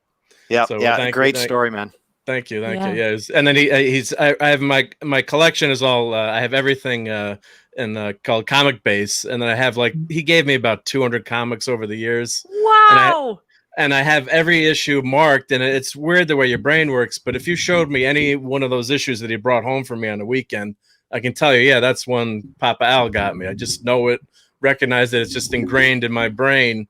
I'll never forget it. If I see one of those issues, I'm like, that's one of the issues he got me. Because then you would read it over and over and over too. You only got one or two comics for the whole week, or maybe 2 weeks. So you'd read it, back to back. So yeah, I can, thanks a lot, Toth. Yeah, that's a great, those are great memories. I know you told the story about watching Star Trek, the first time. I think it was and then that just ingrained, and it's, a moment you always cherish in your life. So thank you for that. Hey, no problem. And I think that's something that today's pop culture is missing. I know I've mentioned it before, but I think that it's legacy. It's about passing that on to keep the whole thing going, to keep the stories going, to keep that, because that's a part of life growing up. That was back before the internet. That was back when we had to share that and share it amongst my friends too. Like I might get this comic and I'd say, hey, you got that one, you want to trade? There was no worry about value or anything like that. It was like, here you go. I haven't read it yet, but let me finish it. You'll read it right there, and you have a popsicle or something, or you go down to the store and they were like 15 cents or 20 cents, right? So it was, you do your little chores and stuff, and you say, Dad, can I have a quarter? And you go down and you get a pop or a chocolate bar and a comic and a bag of chips, all for a quarter, right? Like it's the good old days. It was the good old days of the Bronze Age, man. Yep. Jed, favorite characters? Okay. Well, me and you talked about this tonight, but I'm going to say for the stream, my favorites are Superboy. Shut up. Okay, go a little bit slow, Jed, so that I can actually mouse over and see them, please. No, okay. It's spelled VALOR. Forgot an L. Superboy, because when Mike was asking me, he goes, "What?" I was like, I immediately said Superboy right away. He's like, "No, that's me." And I was like, "Okay, Mon-El." I was like, "Okay." I was asking your favorite, not what was on the picture, though.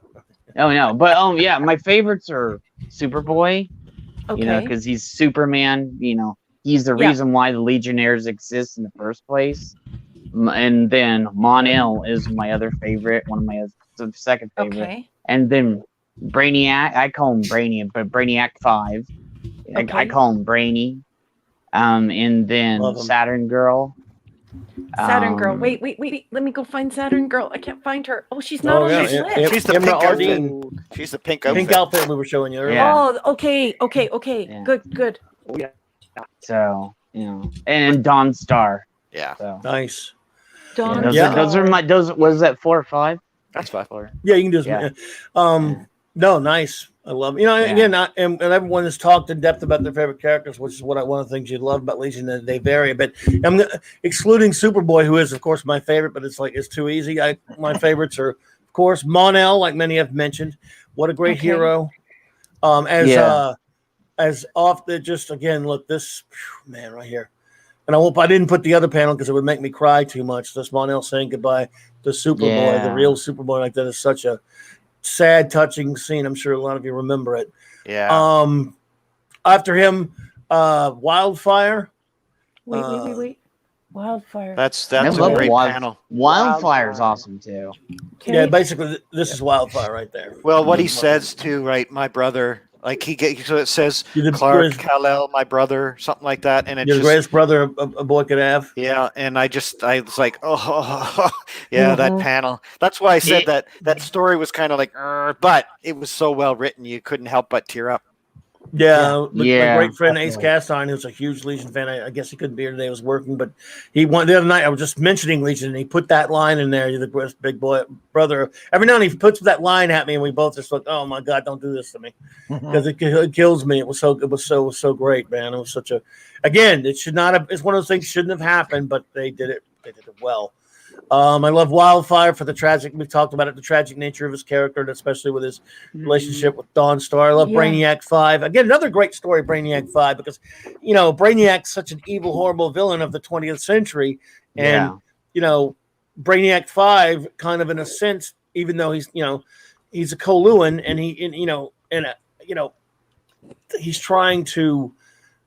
He takes that name sort of to make up for all the horrible things that his ancestor did, in a sense. Not referring to Vril Dox either, but even before him. So Querl Dox, Brainiac 5, is just, and again, he's gone insane. He's had his problems too. His tragic affair with Supergirl. That's just absolutely what happened. The sadness. Remember, I put this issue up there. Man, this was right after Crisis. Him dealing with what happened to Supergirl in Crisis, the death of Supergirl. I never liked that particular outfit for Supergirl much, but this issue kills you right here. No, that's yucky. That's yucky.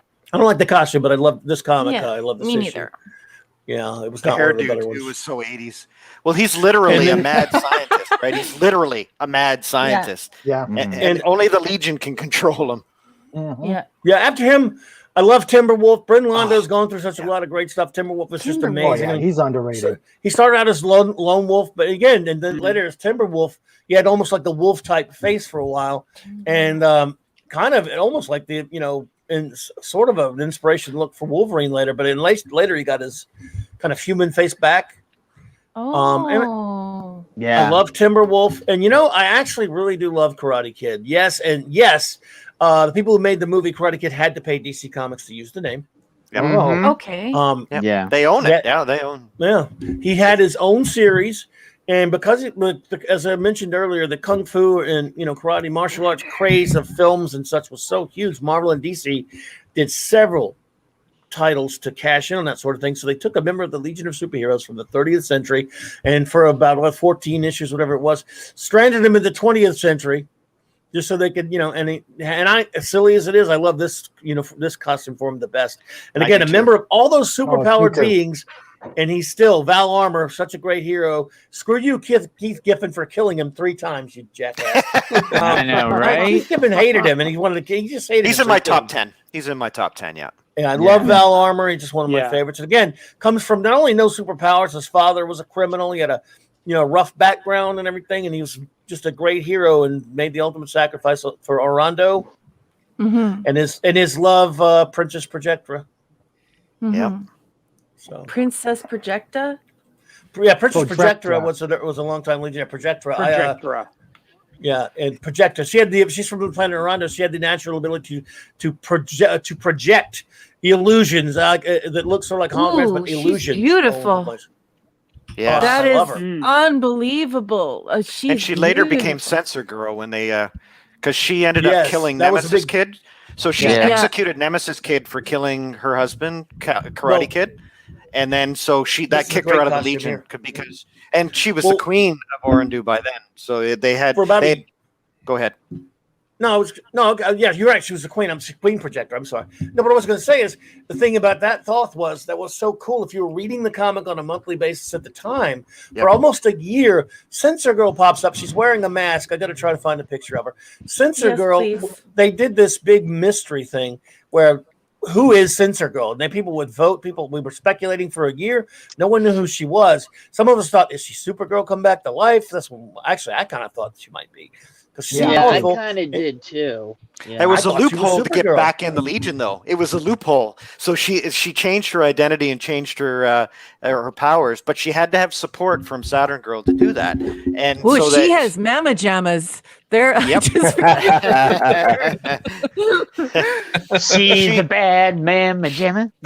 She was never really a great character in the 70s and really in the 80s too. She wasn't a great character, but when they redid that, they made her this really cool character because they kind of not reimagined her powers, but they made them a lot more effective. Because if you knew she was casting illusions, they were easier to dispel. But as Sensor Girl, people thought, wow, she's actually doing that. How she's so massively powerful by creating creatures and doing all this stuff, right? So they were like, oh, she's so powerful. But because they didn't know she was Queen Projectra or Princess Projectra. So yeah, it was a cool idea. Her suit is excellent. Surprised. Oh, I love her outfit. Good. Yeah. Especially the one that's cut out. Right? I was very surprised by the reveal. And we waited a year. Everyone was guessing. We talked about it in the comic shop. Everybody was just, was going, who is Sensor Girl? And they made it was a fun mystery. Yeah, it was a surprise. Cool. Wow. We've just blown it for anybody reading the comic. But I mean, it was 30. I like the costume Spoiler for alert. her that looks. I like the costume for her that actually looks a little bit more like a female Klingon uniform. So it's the same as what you're showing, but there's a cutout on the chest.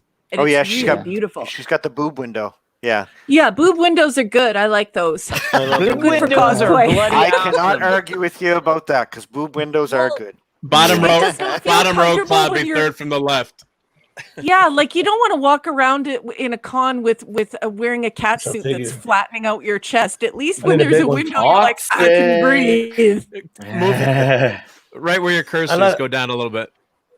Oh, Mike. Oh no. Well, there's one. I like that. That one works for me. Yeah, I'll do that. That one works. Except, even though that's from later trash, that is a good picture.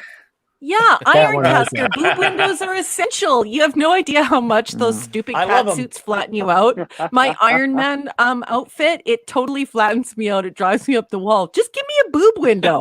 It's air conditioning too, right? Window, yes, please. You're laughing, but it's true. When you're at a con and you're 1,000 people thick, you gotta have a little window. Hey, I have a friend that actually is Power Girl, and that's how her thing is. And she was on a rabbi show just the other day. Oh, you know Cara Nicole, dude. I love her. Yeah, I've known her for years. So I love her. She's awesome. And Cara Nicole is awesome, and she has that the Power Girl outfit. So she's been wearing that for years. She was on Mandy Summers show last night. But look at this is Jackie, as they call her, Princess Projector, later Queen Projector. I mean, look how gorgeous she was. Good God, gorgeous. Karate Kid was a lucky fellow. He married her. They got married, of course. So. Yeah. Really, Karate Kid could get her. Good on you, Karate Kid. Yeah, he was a noble warrior. To save her planet. Yep, he sacrificed herself to save her planet. And she is literally a queen. Well, she was a princess in the originals, but she becomes queen of her planet. Yeah. And she marries like a nobody, nothing. Yeah. See that version of her costume there that you're showing right now, Clobby? That is beautiful. But the thing is at a con, it's so hot. Oh, and that would be hot. You die in them. You know what I mean?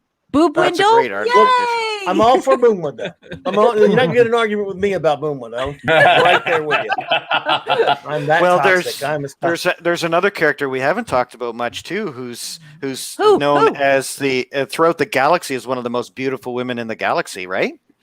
Dreamy girl. What I'm talking about, Clobby? Dreamy.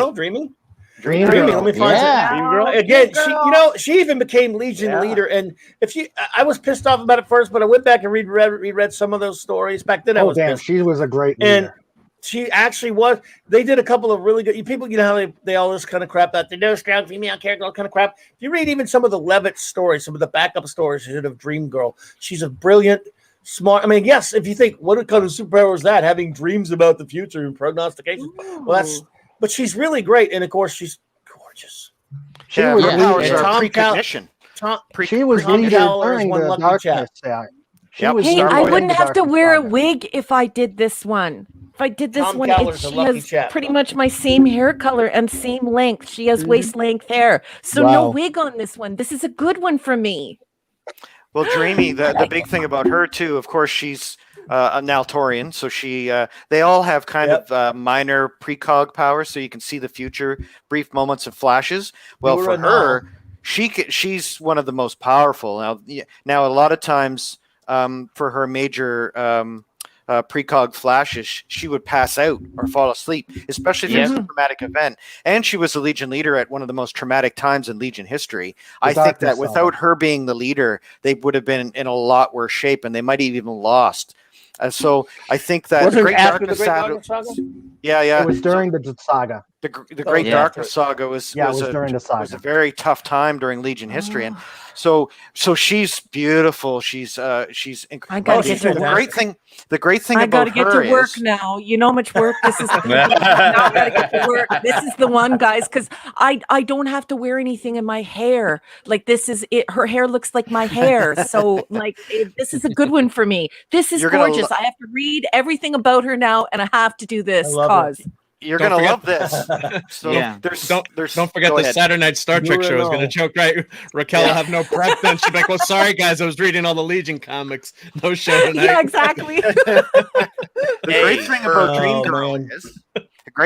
Dream Girl is she is one of the best fighters in the Legion. So she's right up there almost with Karate Kid in her martial arts ability. And using her precognitive flashes, like she can actually predict what you're going to do before you do it. So if you're going to punch her, she can. And now, of course, she's very highly trained. She's an incredible martial artist, and she's almost as smart as Brainy. She's a scientist too. Like she's this fighter. She's a scientist. Like now, Taurian science is right up there, almost with with Brainy's science. Like her planet is one of the most technologically advanced planets in the United Planets. So she's got this great scientific background. She's beautiful. She's a martial artist, because Karate Kid himself has trained her. So she's like this perfect package, except she's a little bit, flaky, I guess would be the word. Like flaky. That's how they wrote her. Narcissistic.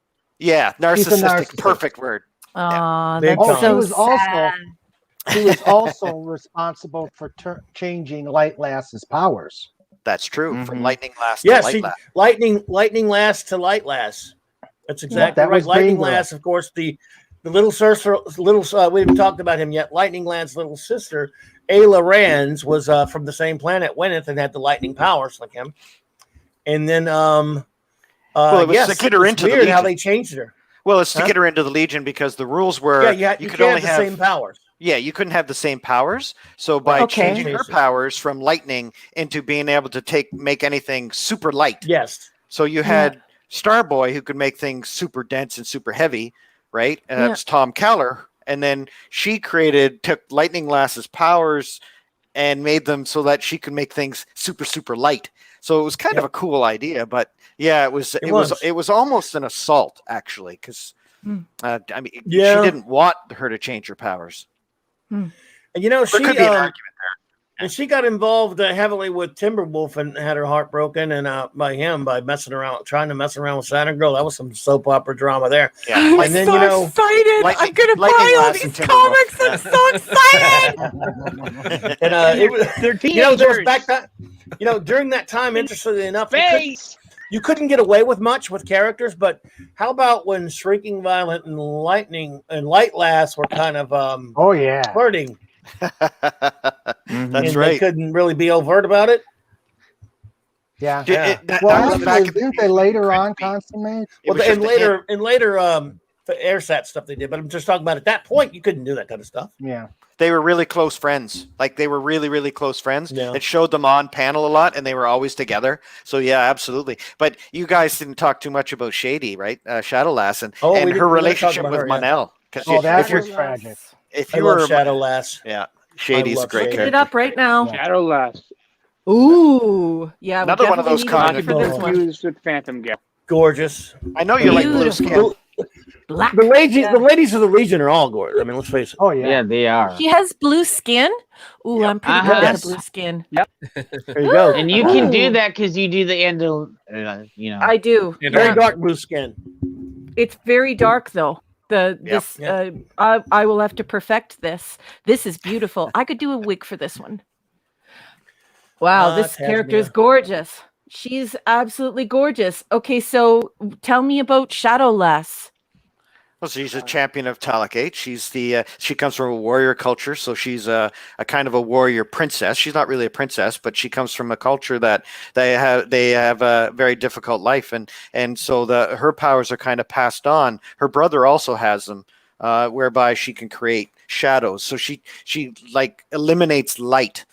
Actually, she teams up with a really good character in the Substitute Legion too, Night Girl. Night Girl has Superboy level strength, but only during the night. Yeah. And who actually has a relationship with Cosmic Boy. Yeah. So, and somebody made a mention in the chat. I just want to say this, and then I'll be quiet for a while and let you guys talk. No, I loved it. I love it. Yeah. You're better than mine. Fan said Levitz did such a great job of juggling all those characters and making them seem like all different people. I love Paul Levitz. That was a good comment. Liger fan said that, because the Levitz era was great, and I think it's because a lot of these characters he created and he grew up with, literally, and so that's why he loved them so much. But they all had personalities. There was like 25, 30 characters he had to deal with all the time. So many of them. Oh yeah, and it's a legion. So and it really was a legion. I mean, and it was not easy to manage all these characters. The sheer volume of them just shows that there's good writing happening here. They're not milking two characters to death. They've actually created a whole world. This is a very exciting IP. Thank you so much for showing me this. It is you talk about world building and different types of IPs and stuff, Raquel. That's exactly right. Whether it's Star Trek, Star Wars, Doctor Who, whatever it is. One of the things I think that attracts fans, that makes a big fandom, is not just the characters, of course, are part of the world building. It is the world building as well. And there are very few, things in comics that has the world building that the Legion does. That's so true. Great villains, great heroes, great planets, great stories, mature stories, romance. So it was like a soap opera in space. It was literally. Definitely. Oh yeah, absolutely. Yeah. Take a left turn a little bit and talk about the weirdest Legionnaire of all. Not only the weirdest Legionnaire of all, but I'd argue maybe the weirdest comic book superhero character of all. I mean, if not, he's one of them, and I love him, Quizlet. Oh, he's let me look it up. Whoa, what? I love. I know he was popped in the Baxter Legion in the Baxter run later, when they were getting some new characters and stuff. And you can't do a Legion show without talking about Quizlet, because it's just the bomb. That's retro right there. Yeah. Yes, you would love being Quizlet. He is a being from an antimatter dimension. Okay, and what you see there is basically his ship in a sense. Okay. And he joins the Legion because, let's see, does everyone remember his origin where he came from that dimension? He got bored. Because he got bored. He stole his ship. He stole the ship. Right. And decided that the 30th century Legion universe was a lot more interesting than where he was at. Yes. And his powers were unique. Yeah. He turned Wildfire human. Yeah, later he did, and I hated that look, but it was kind of interesting. Yeah, not human. But sort of. He gave him a physical body form. Yeah. But he can animate inanimate matter, and so it's pretty cool that because he can animate inanimate matter. So rocks or machines or whatever, like he could, and that was a really cool play because he goes into it. He takes his body and goes into it, and then it's a neat power. Tellus was part of that group too that joined that. Yeah, I like Tellus. He was kind of a fish type alien thing. Telekinetic, telepath. Yeah. Yeah. Again, very Star Trek. The way they were, these two characters, Tellus and Quizlet, because they were around the same era, and they were just so alien. Mm-hmm. Yeah, because all the normal Tellus humanoids breathed methane and was this creature that could float because he has telekinesis, and he was completely alien, which was really cool idea. Mm-hmm. Yeah, I like Tellus. He was pretty cool. They didn't really do a whole lot with him. No, he kind of became the default Saturn girl in a lot of cases, like the telepathy stuff. Mm-hmm. Yeah. So, but yeah, I just wanted to show some love to Quizlet. Cool. He was weird. He had a crazy sense of humor. They never let you really learn much about him at first. And you can find again, it's so obscure. Not just reading the comic. If you just read up on the character and find out some things about him, you find out he was just when he would join in the fights and stuff. His powers are crazy. I mean, it's one of the. This is the. Do you know a weirder superhero than him? Mm-hmm. I don't know. If there is one, I can't think of one. Yeah, me neither. And he was Yoda, fall off, boy. So you never see Yoda-esque in it. When he talked, it was like Yoda. You never really see him. Yeah. So you never. Was it kind of like a Medusa on that Star Trek episode we're gonna watch go over tomorrow night? Kind of, he's in the ship. You never see him, and he's telepathic, or it's been. I think we actually at some point they sort of show him, but you can't see much. If I remember right, it's been a while. This was just in the a later strand part of the energy. run. Yeah, he's basically kind of an energy. He's from an antimatter universe. Yeah. Okay. Very cool. Very cool. Yeah, I love. Hey, Mike, can you show the Fatal Five to everybody? Oh yeah, I'll be showing them. Yeah. I gotta let me dig up a pic of them. Yeah. I love them. They're good villains. Yeah. That movie that they did recently with the Fatal Five was kind of disappointing, actually. Yeah, it was. I didn't like it. I was just like, oh, you know, it was way guys better. had a chance. You know, what was way better was the was the Justice League Unlimited episode Far From Home that I think I told Ash about it. The Fatal Five are great on that one. Yeah, they are. Fatal Five, composed of Emerald Empress, Tharok, Mano, Validus, and Persuader. You'd think 5, that's not enough to fight the Legion, but Validus is pretty powerful. And Dude, has a very complicated retcon history. 5 people took on the whole Legion. Like 5 people. The whole whole Legion. Legion. Is pretty powerful. Yeah. Yeah. It shows the Emerald Empress too. Like it's almost like a Green Lantern power ring. It's her Emerald Eye of Ekron. The Emerald Eye of Ekron beautiful. is what She's and that's absolutely it. beautiful. She's evil but beautiful. That's true. He did. By the way, you mentioned Polar Boy. I love Polar Boy. He's an underrated. Yeah. Who's this guy? Who's the villain guy here that's a big in purple? He's a part of the Fatal Five, and he just has a helmet on. He's Validus. And it's his brain is just pulsating underneath the helmet. You got to show that picture, Claudia. Telepathic. Is Validus really Saturn Girl and Lightning Son? Is that true? Yes. Yes. Wow. That was a retconned kind of they story retconned the Fatal Five a couple times too. Yeah. It was right after the Dark. It was but I heard that. Yeah, this and then thing what is they cool.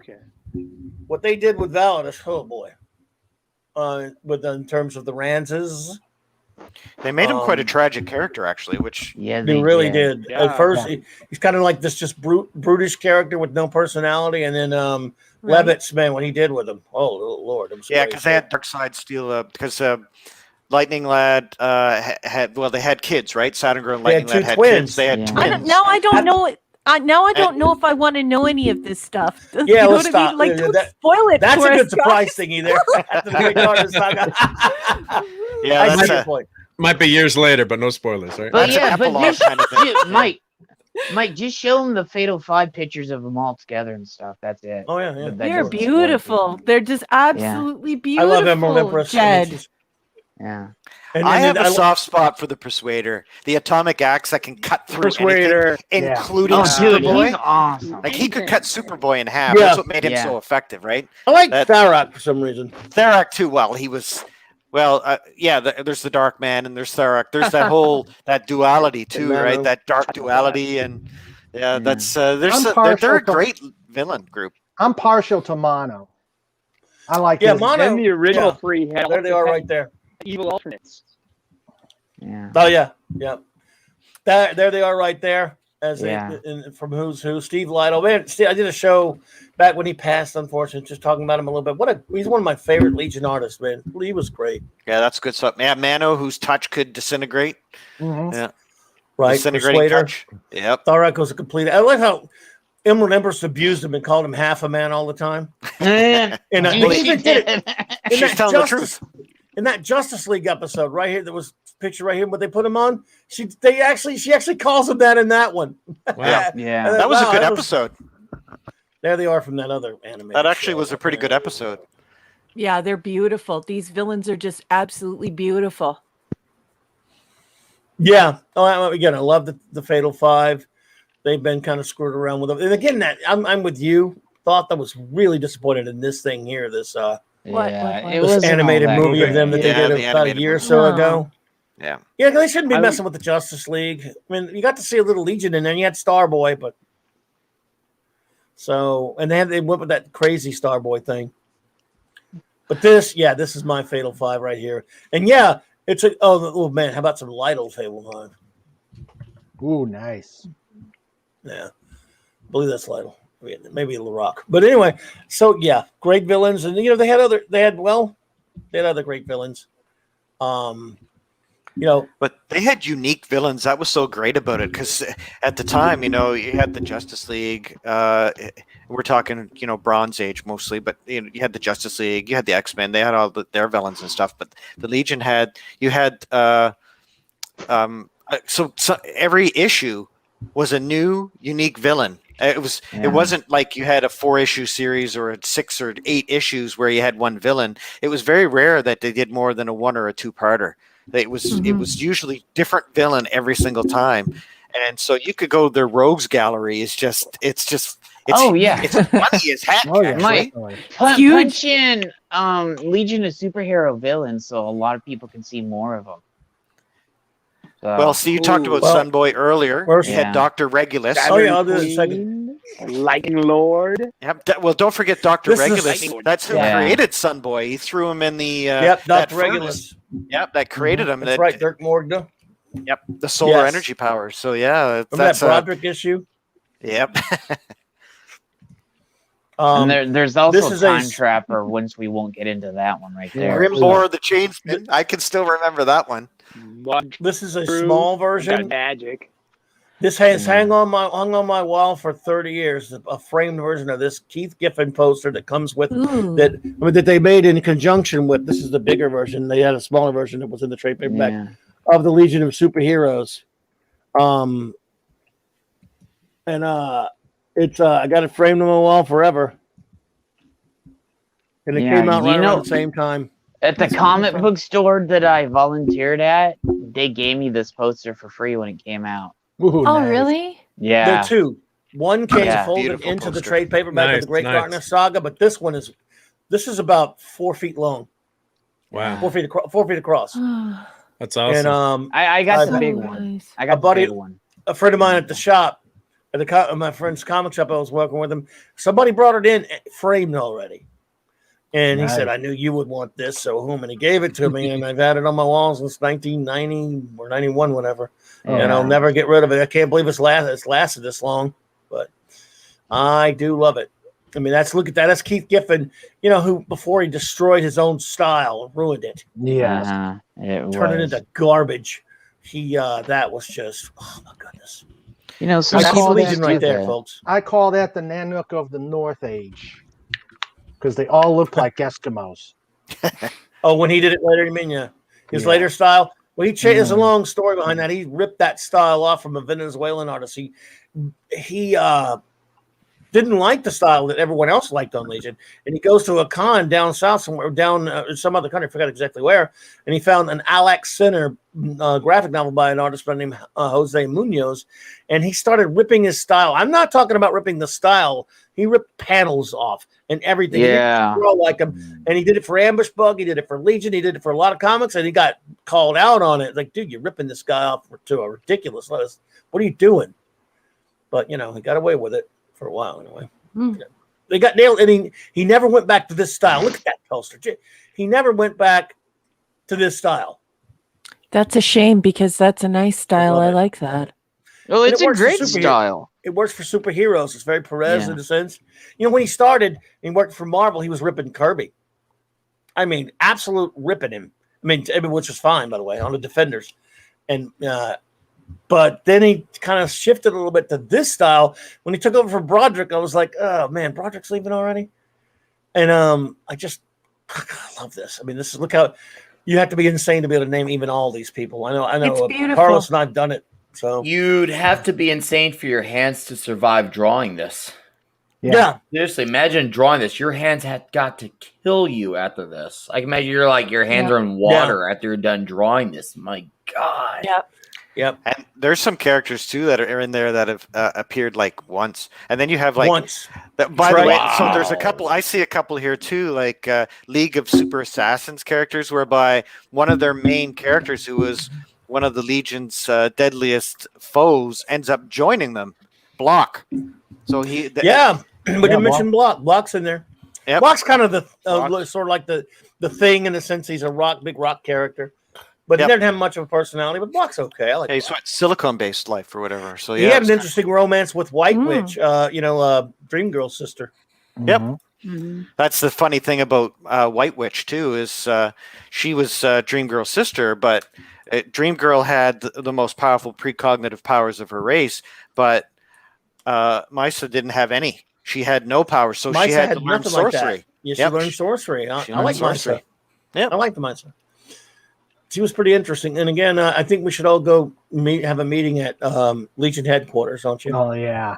I used to love those paradise. Oh yeah. They did this in comics all the time, Raquel. They would, I they knew miss people loved comics and loved these characters, and they wanted to see everything about them, not just just like like the same way they would make a Star Trek technical manual, for example. Yeah. And all that stuff. Yeah, people love fans really love all of the details. God, this is. Do you remember that, Brainy? Do you remember that? They were teenagers. They also did this for Superman's. They did it for everything. I mean, you name it, they did it for all of it. Do you remember that this was made? Guys, you remember when this was made by Brainiac and the Miracle Machine? Wow. Yep. And you remember the Computo saga? Yeah. Computo killed one of Triple Girl's. And if you look at there's a coronavirus on it too. Look. Yeah. Get rid of that.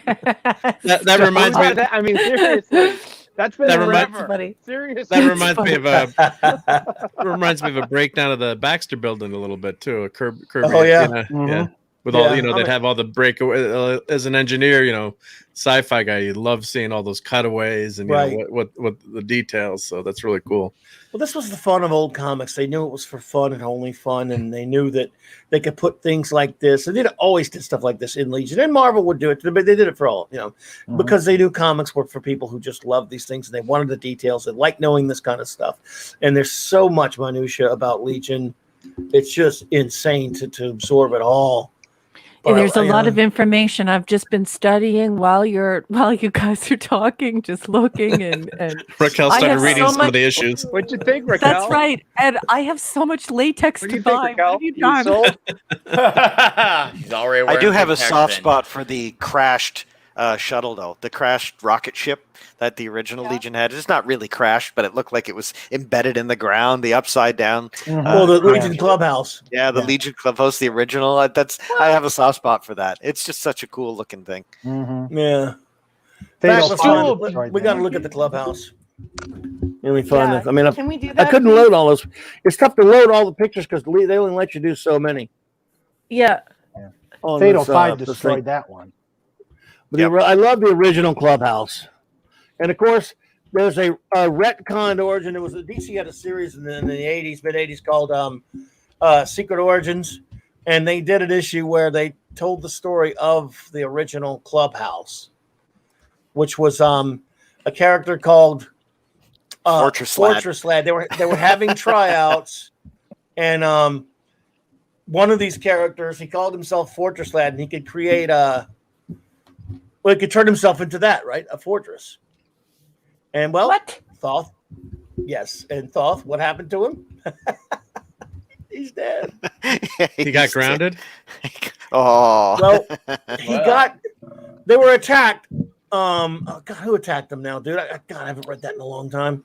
Was it the Fatal 5? I don't think it was the Fatal 5. It wasn't the Fatal 5. But what basically happened was they got attacked, and to shield the Legion, was it either Emerald Nimbus or someone was erasing their memories or some shite and affecting their memories. But so he created, in a last-ditch effort to save the Legion, he created that to shield them, and it worked. But the mind-wiping powers, he's killed, and he dies in that form, and the mind-wiping powers wipe the incident away, so the Legion never knew after that he was that he'd sacrificed himself to save them.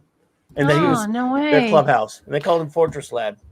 Yeah. That's I mean, the tragic. Fatal Five destroyed the original clubhouse. I know they were involved in that. That was the big battle where they were all like they were kicking the Legion's butt, and they destroyed that. But the story you're talking about. I think you did a great job telling it, but I'm trying to think. Well, you know, me with my memory, but Because that that's was an from Secret Origins. Yeah, that's an old comic that I just. I don't know if I've read it more than once, honestly. Yeah, ghosts. Man, they had all those ghosts of the Legion there, but yeah, that was Fortress Lad. Again, I need to reread that. That's making me want to reread that. Mnemonic Lad or something? Mnemonic Kid? Mnemonic Kid. I'm reading the Wikipedia. It could have been. What for? Which one for? Fortress Lad. Yeah, I'm trying to find that issue. God, I gotta dig that issue up now. It was Secret Origins. What issue number was I love the way the buildings look. I really look at the top panel to the third one to the left up the top row. That one, yeah. I love the designs of the buildings. My God, so cool. Well, I'm reading something that says, sadly, Mnemonic Kid succeeded in removing some of the Legion's memories, including them ever meeting Fortress Lad. Yes. Ironically, became so. How tragic is that? They're in the headquarters of one of their buddies who passed away, and so they said he lost his memory, so he couldn't transform out of that shape anymore. That's horrific. I mean, that's Twilight Zone stuff. It really is. Yeah, they had a lot Excuse me for 1 second, guys. Yes. Dark Shadow Logan, you said another rock character before Geode. If you really want to know where they got that idea from, I would strongly encourage you to watch All That Glisters, Space 1999. It was taken from that episode 100%. It isn't close to it. It isn't an homage. It isn't like it. It's literally where they got the idea from. So All That Glisters, Space 1999. That's season 3, and I actually forget what episode it is. It's at the beginning of season 2. I mean. There are only 2 seasons. Sorry, I misspoke. But it's at the beginning of season 2, and it might be episode 3, which is why I think I had a little brain toot there and said 3. So All That Glisters is where Geode comes from. Episode 9? Yes. No, it's episode. Is it? No, maybe it's 4. No, I think it's 4. Is it 4? I thought it was 3. Anyway. Oh. That's where they ripped Geode off of. It's All That Glisters, Space 1999, season 2. Not sure which episode.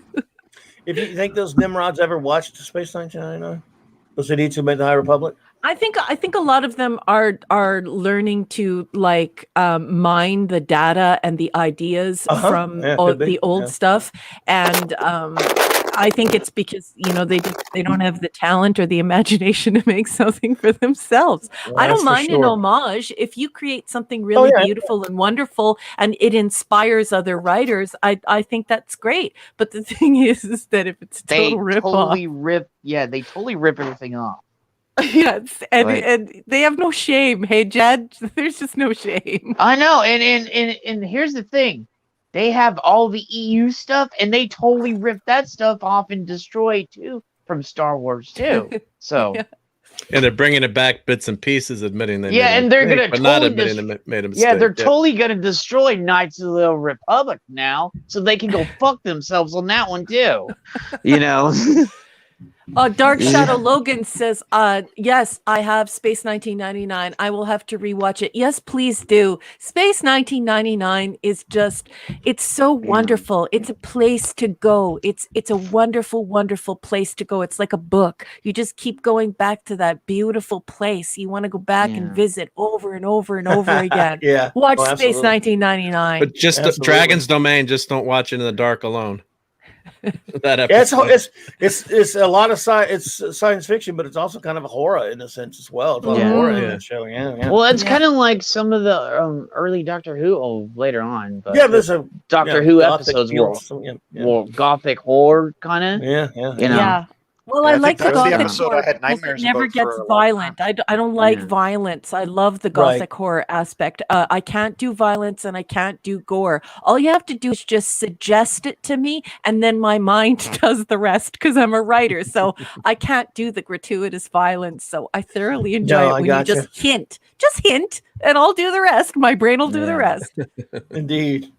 I think you should watch Texas Chainsaw Massacre. I think that'll be quite yes, you would love it. No, and you know what's really bad about that, Esh, is that's a true story. That actually happened. So that is an absolute no-no. I will never, ever watch that. Wait. You want to hear this? Ash got scared in No Man's Sky, and that's one of the chillest games ever. What? Yes, he did. What is that? Jed's bullshit. A game? No. He went through the carrier and stuff up there. Fight.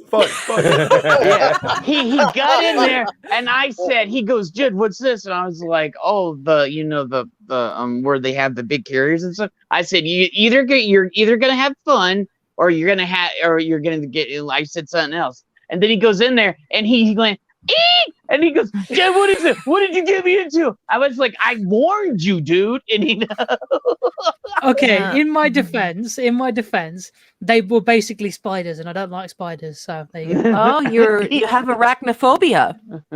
Yeah, pretty much. Some video games can be really scary, though. I mean, there's some pretty chilling ones out there when you get it. You know, when you go into the freighter in No Man's Sky. It's not too bad. I'm just like, oh god, no! Why did I do this? But like, it's not like if I instantly see one, I'll run for the hell screaming. It's just like everything was fine, yeah, and then all of a sudden, like a bajillion of them just spawned in the room around me, and it's like it just catches you off guard, and you're just like, oh fuck no. I just watched Love and Monsters last night because I just wanted something like a Swamp Thing, like a 1980s monster creature feature or whatever. And believe it or not, I am such a child. I spent about 80%, maybe 90% of the movie underneath the duvet saying to my husband, "What's happening? What's happening?" Is that the one on Netflix? Can't even make it through Love and Monsters. I'm that pathetic. Anyways, watch it. It's pretty. It's a fun little. Like it reminds me of I think it's 1982 or is it 1983 when Swamp Thing came out. But it totally reminds me of Swamp Thing, and it was a creature feature, and it was fun. Well, I think Gary Neurotic gave it really good reviews. You know, did he? Yeah, he said it was a fun movie to watch, and it's not, it just brings you back to those 80s. Came out on Netflix. It says it's a Paramount Pictures. Yeah, it must be on Netflix. Yeah, it looks good. Yeah, I'm not going to give anything away, but I will tell you this: I was not impressed about the red dress. That's all I'm going to say because I don't want to ruin the movie. Oh yeah, I've seen the film and I thought it was really good. It's like a fun, cheesy monster flick with a cheesy love story.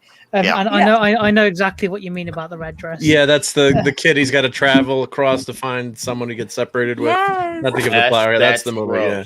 The good thing Ash, about if you were young when we were young, Generation X, you would have watched that movie at the drive-in, and right after it would have been the 500-foot woman or something crazy like Little Shop of Horrors kind of thing. You would have loved it.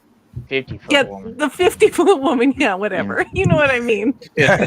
Lily Tomlin. It had to be a Lily Tomlin movie. Anyway. The great thing is he had Michael Rooker as the mentor that teaches him how to survive in the wasteland too, and that was great. So I was kind of hoping he'd say that he was Mary Poppins or something. I thought there would be a nice little shot there, and you've got the Colleen Wing, the actress who plays Colleen Wing, Jessica Henwick, is in it, and she's gorgeous. Yeah, she is. She's very pretty. Yeah. Every time I hear "Love and Monsters," like Iron Castle said, I default to I'm thinking of the Doctor Who episode. I go, "Oh, there's a movie now." Okay, never heard of it. So, yeah, it's pretty good. It's pretty good. I'd give it maybe a 6.5 out of 10. Yeah, it's a perfect B-rate movie. For THOTH, then, yeah. Well, yeah, because it's a B-rate. Because to be honest, in context, it's like a 10 out of 10 if you're talking about B-rate science fiction. It is a creature feature that you would see at the drive-in, possibly after or before the first intermission. So it's just the warm-up, and it's a lot of fun, and you can't take it too seriously. Yeah. And you'll be mad about the red dress, but you'll get over it because it's a lot of fun. It's a throwback. If it was an episode of Star Trek, I'd give it an A+, and then give a 6-part answer saying why. And I'd probably give it a C. Ash, there's the Nintendo game too based on it. I'm just reading too. So yep, it is. Yeah. Children Good versus Evil, giant alien monsters. There you go. There's a really good cult classic B movie out there that I don't think a lot of people have seen called Girlfriend from Hell. Ooh. What? I haven't seen that one. Yeah. Is that based on a real life story? No. Raquel, look it up, and I if I can get a copy, I want to do a stream on that. Okay. But Girlfriend from Hell is. I'm in, honey. Yeah. Look it up. So. Oh wow! I've been scary. I've been. No, it's a dark comedy. Like, it's a dark comedy. No gore, I hope, because gore, and I'm just a tiny bit. But because we're gonna do the Howard stream that's coming up. I will definitely watch it. Yeah, but I want to do Girlfriend from Hell because, dude, that's it's. They know they're a silly, just wacky movie, and they just go all out in the movie. Like they know they're there to so. And there's also a musical based on it. Wow. Yeah, there's a musical on it too. So. Oh no, it's one of those. It's kind of like. It's kind of like. I love you. Do not say that you need shorter answers. You leave your answers exactly the way they are. Snortapoopus. We all love them. Anyway, sorry, Jed. So it's kind of like how Rocky Horror, and then they had the sequel, to Rocky Horror, which is Shock Treatment, which I love Shock Treatment, so. I noticed it, Ash. Yeah, I saw that. That's not real Dream Girl. That's not Dream Girl there, dude. That's not Dream Girl. Ash is a provocateur. Go away. Go away, Ash. He's tweaking us, but he did get us to look at GL again, right? The GL movie, so I'll give him that. We should blame him for that. Yeah, we blame him. I believe. Oh my God, Eric, you're under that. Why does Ash hate us so much? Probably because of Jed. But yeah. No, there's like 3 movies. Who is doing that? I don't know. I think that's Retro. It's always him.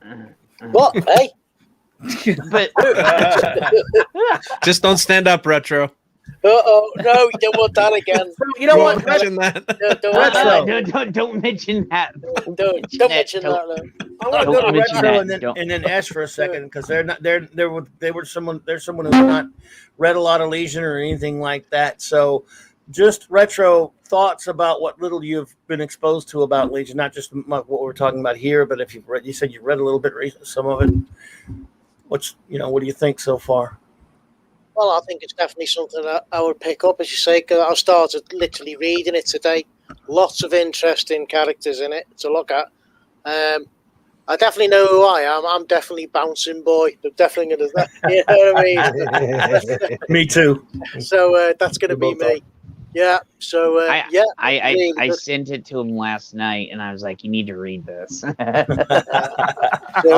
Every time I read Legion now, I'll be reading Bouncing Boy with an English accent. That's gonna be good. So, Ash, first impression since you're new to it. Right. Okay. So, my first impressions of Legion was basically the characters that were in Supergirl. That's why I've taken a fond. Shut up, Jed. Shut up. Let me get it out, and then you can slate me. Yeah, come on now. Let us talk. Right. So, as I was saying, we can boot him. Supergirl was my gateway to the Legion characters. God, every time I say that, he just sighs. Okay. So that's why I actually quite like Brainiac from Supergirl, and the bits that I've seen, I haven't watched like the last few seasons of Supergirl because it just you don't need to. It's terrible. Trash. It gets worse. Yeah, but I'll probably go back and watch it just because you love it so much. Oh my God!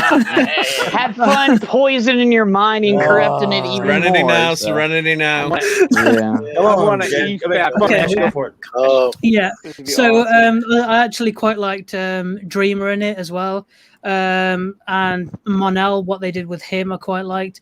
And then I'm about 9 episodes into the first season of the animated show. And I really enjoyed that. I thought it was really good. I had no idea about the Legion, the proper Legion beforehand. I had no idea Superman or Superboy was part of the Legion. So when I found, and the whole premise of Legion being the time between he went to Metropolis from Smallville, I thought that was pretty awesome. I had no idea about any of that. So that was super cool. In the animated show, I thought Brainiac was a bit of like an annoying child. Yes, they really in the show. So I wasn't quite into that.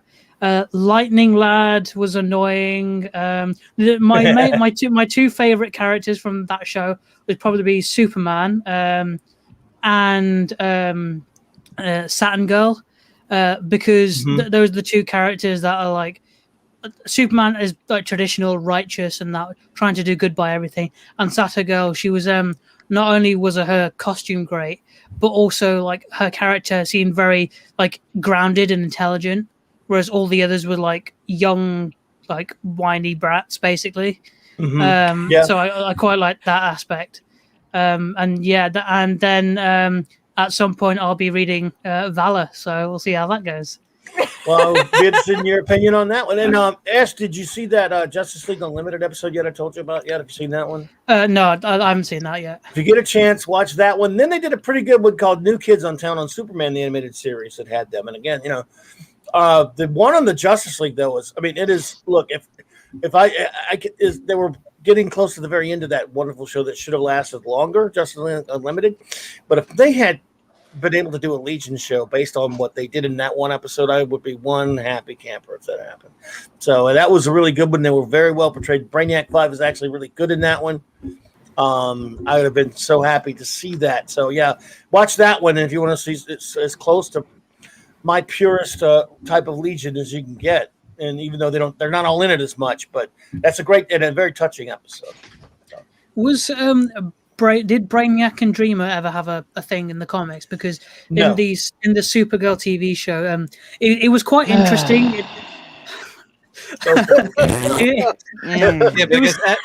Serenity now. He's just seen the show first. He's never been exposed to the comics, so yeah, no. I know. Yeah, so that's why we got. That's why I thought. Look, knowing Ash, and we appreciate Ash. I thought he might like the animated show. I wasn't sure, Ash, but I'm glad you're enjoying it. Yeah, the animated show is good. The only reason I bring Brainiac and Dreamer up together is in the show they did have a bit of a thing. And it was actually really interesting to see how, to start with, Brainiac is like some by the book android, and then as he meets Dreamer and interacts with Dreamer, it actually progresses to like he starts mellowing a bit. You can tell it in his character development, and so I thought that little bit was one of the few things that was actually somewhat decent about the Legion being Supergirl. But for the most part, nah. On that show, what I really hated and what really made me dump it, because I subjected myself to that horrible, torturous first season of Supergirl, and then I watched the first couple of episodes, and then when they screwed up what they did to Mon-El, and her being with, by the way, Supergirl and Mon-El, that pairing is garbage anyway. When they did that, I had to go. I couldn't stop. I couldn't even force myself anymore. Of course, it went. From CBS was bad enough. When it went to CW, we knew it was going to get really horrible. It got even bloody worse. So, but I hear you, and I'm glad you're enjoying that series. Let me know how that turns out. I can't find it anywhere right now. I watched some of them, and again, it just look when it comes to the Legion. I guess I'm this way about a lot of superheroes, to be honest. if they can't look like that, and I understand they can't, I get it, but I just automatically something happens to my ridiculous old man's brain. And when I watch that show, I hate the way they make Brainiac 5 look. I hate the way they make Timberwolf look. I know they couldn't call him Superboy. We talked about it a little bit last night. They couldn't because of certain legal problems. Calling him Superman when he's Superboy, at least he was on the show. So that's why you keep saying Superboy and not Superman. Oh, okay. They call him Superman on that show because they had to, because of her legal issues kerfluffles going on at the time. But he is, Superboy is the inspiration for the Legion. His exploits inspired them to want to be like him. And so to me it's always Superboy and the Legion. They go together. Basically, they didn't have the rights to do it. Right. Well, there was something going on at the time, as far as TV rights. You could do a comic. TV rights were still kind of tied up with the Salkinds at the moment, who lost movie and TV rights to Superman, but they bought rights to Superboy, and they did that Superboy TV series in the early 80s, late 80s, early 90s, and they still had some of the rights. There was something going on there. So it's all a big mess. But but that show, and look, when the ones I've watched, I admit that the story and the characterization is pretty good so far. It's just when I look at it, it's like, want to peel my eyes out. I mean, it just bothers me. I want them to look the way I want them to look, and I know it's silly, but this is nice. No, it's not. The late great Dave total Cockrum. accuracy. Yeah, I love this Dave Cockrum stuff here, and again, This even is back then, by the gorgeous. way. In the early 70s, some of the earliest fanzines to comic books were Legion Outpost and a bunch of the Legion fanzine stuff. The late, great Dave Cockrum, I miss him. I always love this cover here. That's a good one. I love this art. That's going to be probably top 10 covers of all time, actually, in the Legion of Superheroes. I mean, there's some great covers out there, but that was a good one. That's a great one. Yeah. Oh, yeah, I love that cover. And again, I just, I guess there's a couple of characters we should mention before we get out of here, because we didn't talk about some of them. And how can you not talk about Reap Daggle, Chameleon Boy? Because Thoth. I talked about him. You did talk about him a little bit. Yeah. Well, Thoth. Carlos and I my friend Carlos, when we did our Legion show a while back, we did this a little bit for years and years and years since we've known each other 30-something years, because we're such Legion freaks. We have a little thing we call the Legion name game. I don't know if you're familiar with it. Absolutely. Well, the Legion name game is basically you name a character, then the whoever you name it to has to tell you that character's real name. In other words, if you say Mon-El, you have to say, go ahead, Lord Thoth. Oh, wow. Largan. There you go. So you could say one of them to me, and it works in reverse too. If you throw one out there to me, I'll do it. And you can't use Wikipedia. And you can't use it. One of the Legionnaires or any of the characters? A Legionnaire. You got to be fair. I'll give you a relatively easy one. Bouncing Boy, since everybody likes Bouncing Boy. Chuck Tane. Good job. And sometimes we would reverse it and say the name, like we'd say Chuck Tame, and you'd have to say Bouncing Boy. It's pretty silly, but we used to do it and try to trip each other up. And then when we would get through all the main ones, we would throw really obscure ass ones at each other. Does this mean Vala's real name would be Mon-El? No, it's Largand. No, it's Largand. His birth name is Largand. He's a Daxamite. Yeah. Mon-El was name given to him by Superboy, which they can't really explain very well in the current continuity, because Superboy and Largand never actually technically met. So, what? His whole origin, why they call him Mon-El, we already explained it earlier. Got him on a Monday. Yeah. Yep. And so now they're like, well, his name is Mon-El. Well, how did he get the name? Well, in the upper right corner, you see Block. That would be a trick one, because his real name is Block. His real name is Block. Yeah. He's a Dryad. He's from the planet Dryad. Yeah. Wildfire, Lord Thoth, or anybody? Drake Burroughs. Nice. I'll keep myself out of it because I know them all. Although here's a trick one for you too. Chameleon Boy is Reap Daggle. Technically, that isn't his last name, is it? Oh, no, Brand. Brand's not really his last name, because RJ Brandy isn't his real name. Is his father. It's actually Daggle, and then that's right. You guys are amazing. Well, you just spoiled it, dude, because that was a big secret for the longest time that RJ Brand was really a Durlin. Yep, that's right, and he got locked into his form because of, and that's how Richest man in the Dago universe. got locked into his form because of the radiation from his planet, because they had this radioactive wasteland. Was Durla was this radioactive wasteland? So yeah. Well, yeah, Durlans are shape changers. Reap, I like Reap. He's an a-hole, and he got sent to Takron Galtos, the Galactic prison, for basically endangering the Legion Espionage Squad. They have something called the Legion Espionage Squad, which some characters that are better at stealthy stuff, like a shape changer like him, a shrinker like Shrinking Invisible Violet, Kid Girl or with Phantom powers, Girl, yeah, phasing in and out of things. Visible Kid, and he almost got them all killed. Remember, they put him in Takron Galtos before during the Great Darkness Saga. Yes, Takron Galtos is the prison planet in the I United like Planets. It's a really cool planet, actually. Yeah, or it was till they destroyed it. Yep, that was where all the bad supervillains would be sent, and it's no wonder that they would escape. Though it was pretty much a maximum security prison for bad guys. But boy, I tell you, when you've got people like Validus and Tharok and the Fatal Five and Legion of Supervillains, you've got a Daxamite in there, Over. You got it's amazing how they could keep them in there. It's the Arkham Asylum of the 30th century. Yeah, it is. Yeah, there you go. It is basically it is. Come on, with Blackgate Prison. Yeah. Nick, again, you were telling me you're a big comics guy.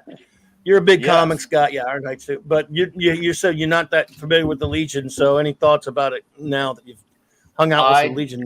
I know you have me beyond sold. I am beyond right?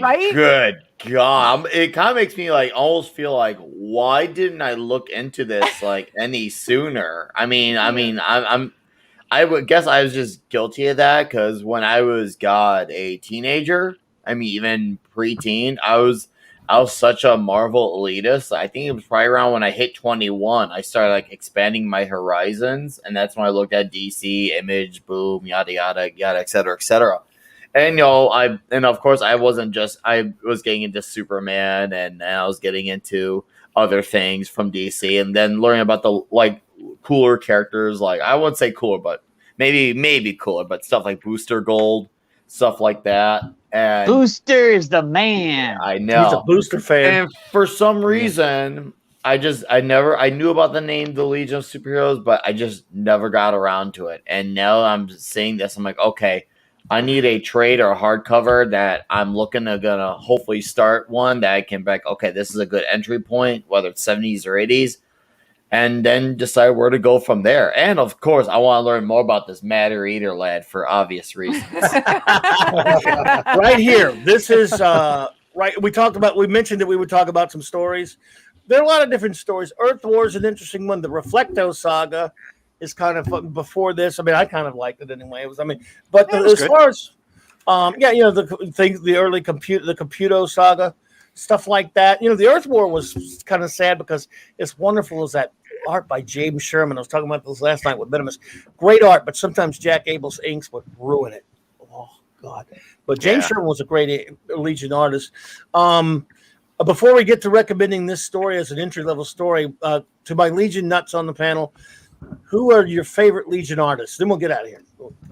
Oh. Cockrum. Love it. Good, great choice. Cockrum. George Perez. Let's see. First we'll show a little Cockrum. Dave Cockrum there. And you love George. Well, George Perez never did the titles regularly, but I love him. But if you want to see some Perez Legion, though, you got some right here. Plastino really set the stage. The 50s and 60s. You had Binder and Plastino. And Kurt Swan, they created the Legion, and that's that classic art you see in issue 247. That cover is great cover. That's some of the best art. That's my favorite. At the time. Yeah, I love that. Yeah, that's my favorite. I love that style of art. I think it's just absolutely beautiful. Oh, I love it. It's just very simple. Al Plastino and Kurt Swan and people like that. Very simple title. So Plastino did the first one there. And then you got some great Swan. I just love his one. Ray Swan is my ultimate Superman artist. Yeah. A nice Alex Ross tribute to the cover of the original cover there. Yeah. Another goofy little old cover that I just love. Did you mention Grell yet? I'm getting there, buddy. Oh, okay. Showing him. rare appearance by Jim Starlin, who, fun fact, this is a great wraparound cover. He did one of That's one of the first beautiful. wraparound covers ever for a regular size comic book. He also later kind of drew the book under the name. If you ever look at a Legion issue by an artist named Steve Apollo, that was a nom de plume, as you'd say, a pseudonym for the great artist Jim Starlin. Yep. Then there, of course, is like, it's tough for me to pick a favorite, but Mike Grell. That's awesome, for me. That's like that's the teenage years for me. Dude. So I love those years. Yeah, The I love 80s. Grell. Yeah. We go back to that really quick. Sure. All right, to the top right corner in the center, that looks like Ravishing Rick Rude. Who's talking about the big guy that with Are you bouncing talking boy? about Lightning Lass? Is that or Is Lightning that what Lass? it is? With that Talking T on about his chest? wrestling? It looks like Rick. Yeah, he looks like Rick Rude from wrestling. Where? Starboy So like the with his wrestling V-neck. people? Oh my goodness. In my. the center, It's Tom Keller. God, Starboy? that outfit. He looks like Oh, Rick yeah. Rude with that hair and the stash. I'm like, man, I think Rick Rude. So look up the phone, Rick Rude, and then get back to me. Rick Rude in the 90s. Oh, man. Oh that yeah, crazy- brother. I like that crazy Starboy outfit. You know, I love this. I love these. I love obviously the girls. All I the mean, they're all girls love fantastic. Cal. And all these girls are fantastic, of course. I mean, they're all wonderful costumes. And you remember when we're reading these back then, these are teenagers and we are teenagers reading these, or kids or younger. So that's what part of a lot of their appeal was, that, you know, at the time. Some more great Kurt Swan, used for one of the omnibuses. Oh, I love that. That's Who's Who in the Legion, or is that Who's yeah. Who in the I think Universe? that's some LaRock right there. You've got some more Dave Cockrum. That's Cockrum, yeah. Yeah, that's kind of Yeah, I some like that more, style too. That style's I also love really Steve nice. Lytle. Yeah, I love him. yeah. A little more Cockrum Lytle there. did some really good work Yeah. on Doom Patrol too. Oh yeah, I love him. I love Doom Patrol. It's tough for me to pick a favorite, so I just named all the. I love all of these. I really love Dave Cockrum. I mean, I love Mike Grell, and I've got to meet him once and talk to him, Beautiful. and it was great. And Giffen. If I pick a definitive, the way I always, if you told me I could give more comics to them the way they look, I would kind of want them to look like this, Giffen. Yeah, But I love it. really I love beautiful. all those artists. Yeah, it's beautiful stuff.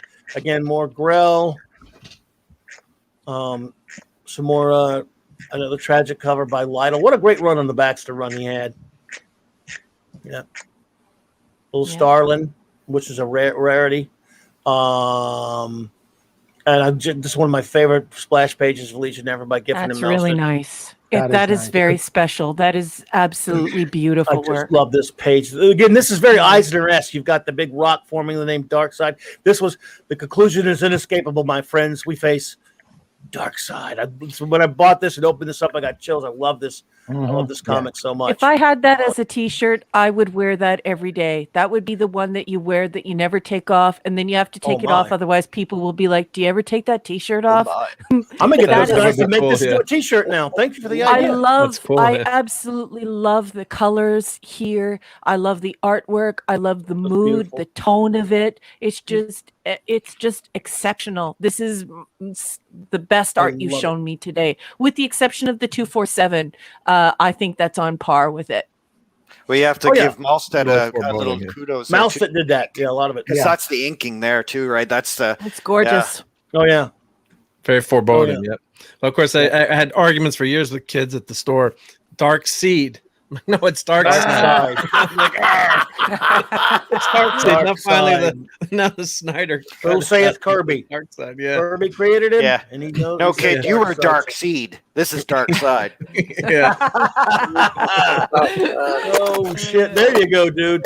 And yeah, but again, I love this. This is again. So basically, we just show a little bit more art here, and we'll recommend. Again, I think the Great Darkness Saga is probably the best of entry points Hooker for boots. anyone. And then if you don't get really into the, if that doesn't do it for you, it may just not be the comic for you, because it is, like you've said for a bit there, THOTH, there's a niche component to it. If you want to look at some other great, some more great art from Great Darkness Saga by Giffen a little bit here. So here's one. I mean, this is just beautiful. Dude. Yeah. Oh my This is goodness. just. I mean, there's some Is that great. Shadow Lass? That's Shadow Lass. That's Shadow Lab. Yeah, this is she's great art. beautiful. Like That's that. a totally different version of her, and once again, absolutely outstanding.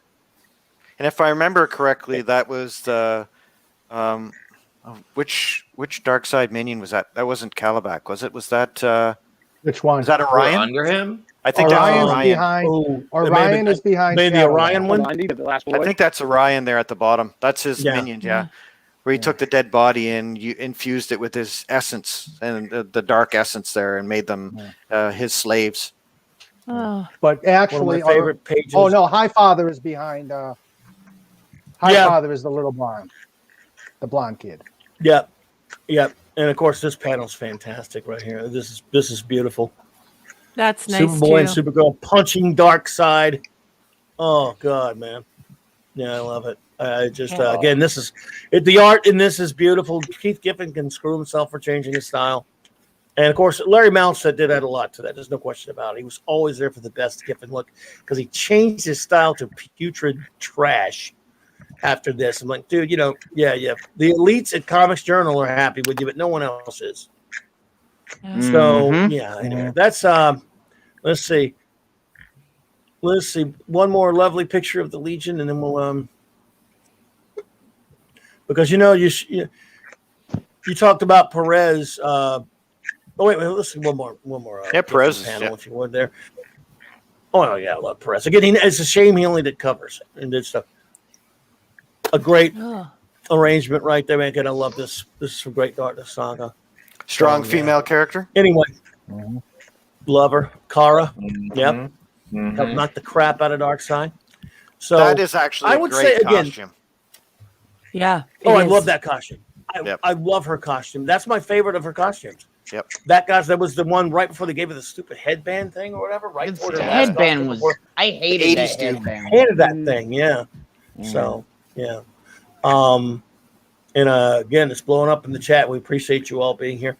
So yeah, if you've never, bottom line, everyone, if you've never read Legion of Superheroes, if you can get a hold of it, and it's in abundance out there in hardcover form and trade form and stuff like that, or the issues are even probably cheaper now. I mean, I'd start with, this is just me. Everyone probably is different, but Legion of Superheroes. This is the original trade. You'll find different covers on this. Is a hardcover with a different cover, but I have this one I first bought in the 80s. But the Great Darkness Saga is considered by some their greatest saga. And then again, it's been so hyped up, you might read it and not think much of it, but it's a good way to start. It's a pretty good introduction to the characters. Yeah, Google has it on sale for $6 right now. Wow. What? Yep, $6 on Google. Digital. Digital. And Google actually just deleted my link to trying to sell something on Google. That's interesting. Okay, let me screenshot this one again. I just promoted something on Google to buy something. Wow. Okay, there's a Google moderator in the chat right now. Literally.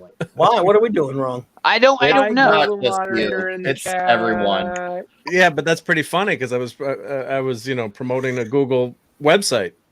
No, yeah, you got Jed sent me a screen cap. They censored something Mark did with. Yeah, and I put a link. It was another link before, so both links they just popped out. You know what's really sad is that I was reading extensively last night that they're not bots; they're people.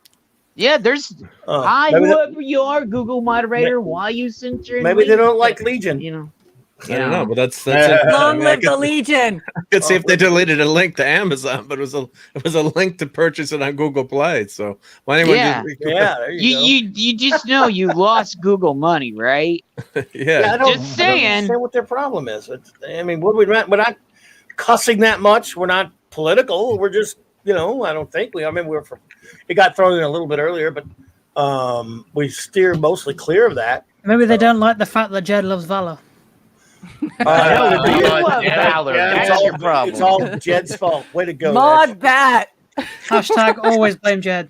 Oh, maybe that has a good suggestion too. Try to your public library because they do have a lot of Maybe they think that we're talking about the current coof there with talking about the Great Darkness Saga. So I know what it is, Thoth. It's that jackass Bendis because his New Legion. We're talking about real Legion and his filth that he does. He can my God. Well, as a completionist, I haven't seen it yet. As a completionist, I'm just going to say, I'm sorry, I'm talking over you. Go ahead. No, I heard that he's doing it. Is it that bad? Yep, it's bad. Yeah, Does every character talk the same in it? Yes. Oh, look, he's got Wildfire talking like Deadpool. He knows it sucks. Yeah, it's not very good. They completely changed all of the characters into Including something that's Wildfire. unrecognizable. Is it almost like, is it as bad as Three Boots? Oh, it's worse. Worse It's than Three Boots. And we should mention, by the way, I guess we were remiss because we're talking Legion. In the early, in the late aughts or whatever, Jeff Johns did something called the Lightning Saga, which brought back into the DC universe a sort of a version of the Paul Levis Legion, and I loved it. It existed through the Silver and Bronze Age. And then later they came back, and if you remember Legion of Three Worlds and all that stuff. And for a while there, they brought back sort of an adult version. They were letting Levitz write the comic. And I kind of was enjoying it. They were obviously they didn't look like I exactly wanted them to, but they were an adult version of these characters. And there was really a Superboy that had really existed. It was really that. It was for those fans of those old comics, at least getting to see something as close to what Levitz would have done in the future. And he was doing an okay job. I don't know about you, Thought. That was liking those. Yeah, I was enjoying it. Then along comes the Screw 52. Yeah. And then it again. Right. And so don't say that because Ash may like it like he likes all the other shit. Anyway, louder. So I was in contact, and Levitz was very nice enough to I used to correspond with him on Facebook a lot, and it was very nice. And then I asked him, so the Screw 52 is coming up. Is this going to be the same Legion you were just writing? And he said, well, I can't really say much, but I said, will there have been with the one you're writing, was there a Superboy like there is with the one you're doing now? He said, well, not really. I said, okay, thanks. All I need to know. Thank you. Yep. And to hell with that. And I didn't say anything. I wasn't being to him about it because he's not his fault. Yeah, they did. They went back to what made it awful. They did that Legion Lost because they had that success story in the post-Infinity Crisis stuff, the Lightning Saga stuff, and then they had like a little Legion Lost story that actually was very popular with people. And then they tried to do it again, and it failed. It wasn't as good, and so they did Adventure Comics. They had two Legion comics going at the same time. I bought them. Yeah, yep, I've got them all, and. Yeah, you're right. There were some really good stories in the post Infinity Crisis stuff. So that'd be like 2012 or 13 or something like that. Well, because the Screw 52 2008. 11, so 8 through about 2010, then it all fell apart. Yeah, that's right. So yeah, because that was Perez. Perez did the 2008. He did the Legion of Three Worlds thing. Yeah, that was pretty good. That was good. I actually enjoyed that. Yeah. But you had the Legion of Supervillains, Superboy Prime, and the Time Trapper stuff. And that was kind of interesting, and the story wasn't too bad. The art was good. I like the art. I like Perez art too. And dude, Final Crisis is probably one of the worst comics ever written, right? It was. Yeah, that came later. Eric, is that another one for me to read? Yeah, it's another one for Ash to read. Eric, you're you're like, not serious I with love that, are you, it. brother? Oh, it's so great. It's so wonderful.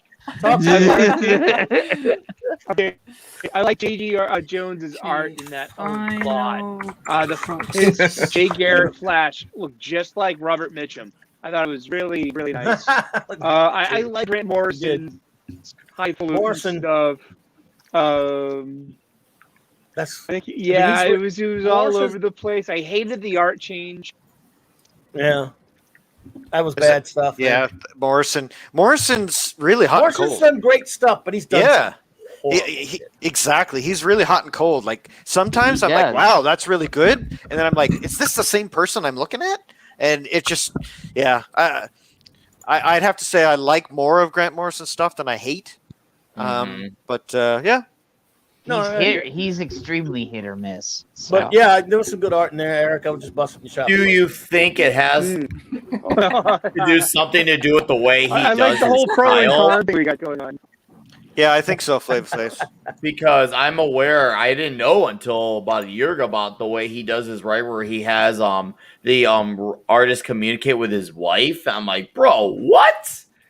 Can't just communicate directly with him? Because I know EVS mentioned it was a bit before he got to be in direct communication with him. And then once they were in direct communication, it was easier. But more times than not, it seems like they all artists got to go through his wife, which is like, what?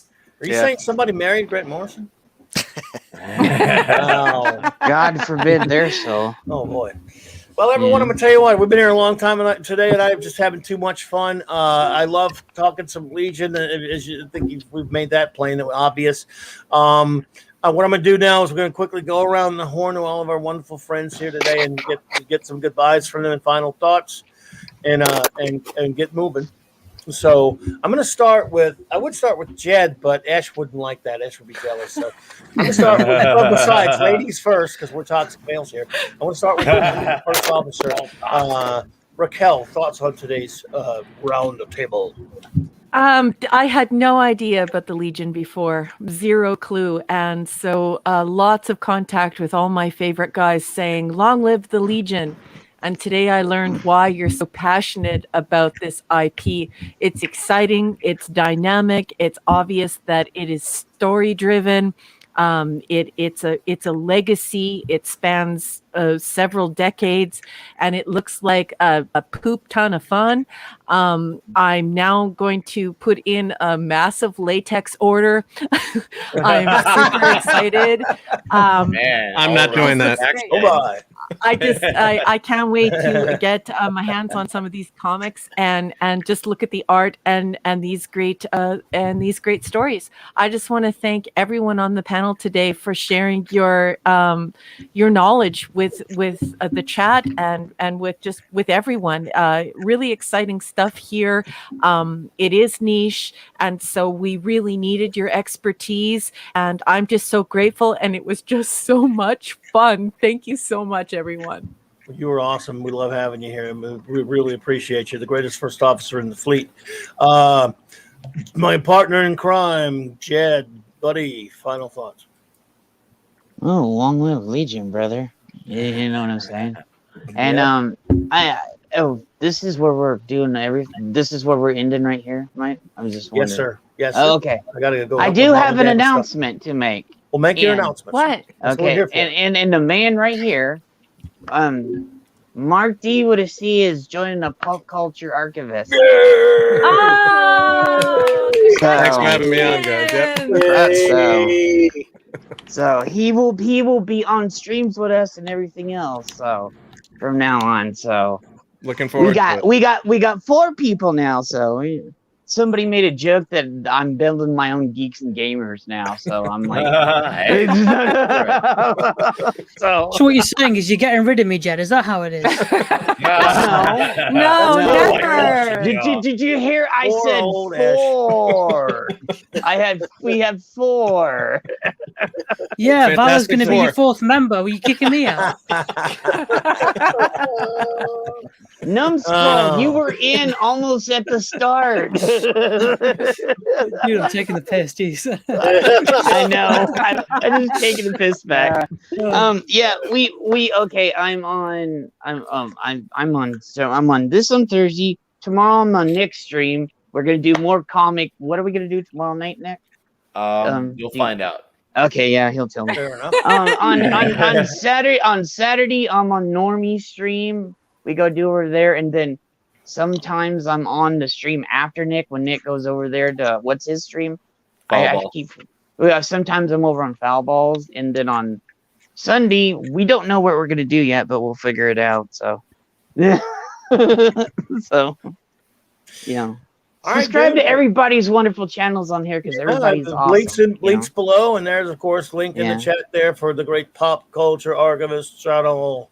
Oh, and there's Nick's channel right there. So let's go with Ash, our other founding member of the Global Geek Gang. In spite of his avatar, which I won't make big because he doesn't deserve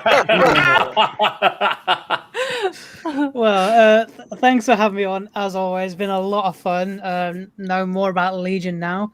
And Retro's message has been deleted by Google Moderator. What was that he just put in? Retro, what link did you just put in? I just put someone's channel in there. So what channel? You gotta be kidding me. That's been that's all there's somebody physically in the chat deleting links. I just want to make this clear. It's not a bot. I literally just put Lord Thoth's channel in there, and it's just taking it out. Well, I'm going to put it in there. So I'm putting Ash's in there now. What the hell's wrong with you, Google? Yeah, like you guys need to knock Google's this crap listening, off. Google, if you're listening, they're not racist. They've met their diversity quota. I'm on the team. Yes, the Legion is diverse. Yeah, organically. you guys need to knock this crap off. too. Like, seriously. I'm Irish. And I'm a ginger, so I'm diverse. You're gonna be raised. Hey, Stop you know, fighting Same out, Red. thing. I had Loki's roundtable the other day. That was very diverse. yeah. Hey, Brett Cohen just walked in the door. Brett Cohen. Hey, Brett. Brett, has it been happening for a few days? Because I heard Gary said something about this Gary too, had it happen and I last heard night. Doomcock say something, and I heard a couple other people say something too. So, What did I the don't likes know. stop Yeah. disappearing? We remember we had the likes disappearing. And that, well, yeah. that So went the out. likes Now the stopped chats are disappearing. Now the Yeah, chats so are now, disappearing. yeah. Maybe it happened because Gary shut me out the other night. The other day. Blame I Gary. don't know. I Well, thought love I Gary. thought it was. I thought we'd blame it on the algorithms, and I went around and I looked and I dug around, and apparently that was not working. So they switched to real live people. So it's actually it is quite likely, given what I read last night. I read about 4 And different it articles just got on happened that it's again. a It just person. happened again. Whose Yeah, channel person just doing got it. deleted? Yeah, it's Yeah. person doing it. Yeah, I don't I just understand. I just tested I that just again. watched it get deleted. Yeah. I've just tested it by putting it in again, the same chat. Well, person link. doing this, if I know you, go screw yourself. If I Like, don't, seriously, you go need to knock this shit off. It's it's not funny now. It's not fair. Yeah. Well, Yeah, if it's someone, it can't be someone that I've wrenched because none of them would do it. no, it's actually a Well, you're person. at forgetting Google. hashtag always blame Jed. I mean, we know who Yeah. it is. He does have a wrench. Exactly. Who is removing it?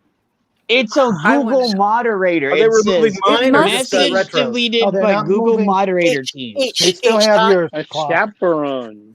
Yeah, it says Google moderator. Yeah, well, that's if what I you mean. remove a Through. message, it will say who removed it. Secret It's like it's so, Right. so Yeah. Well, we can just test that. If someone puts something in and one of us removes it, it should say Okay. that this message was Oh, it does, removed yeah. by Any wrench. Okay, it says who does or just that the moderator does. Like if you one of the- removed one, Mark D with a Put C, an would it say ACP removed by Mark Well, D here with a C? I'm gonna take out. I'll just put test message and I'll take Yeah, it just okay. Or Oh, I just took mine. take it in. out. Is that- get Take someone any else ones to out. remove it. Yeah, they understand when we're running a test. It took mine. Okay, and then It took your link, you mean? Just a second. Just Yeah, a it's at the second. link. I'll be right back. It took my URL. Maybe maybe it could be a glitch with URLs just getting knocked out. Oh, But nope. Now it's gone. You're kidding me. What about the Oh ones my I God. put in there? How about Yeah, the ones I message put in there? Are they tracking. being taken out? No, yours are fine. Weird. This is crazy. Oh, okay, guys. the funny thing I think we're thing getting off is track here, aren't we? the funny thing Yeah. is Yeah, we are Yeah. totally. We've Raymond's gone down a message- rabbit hole.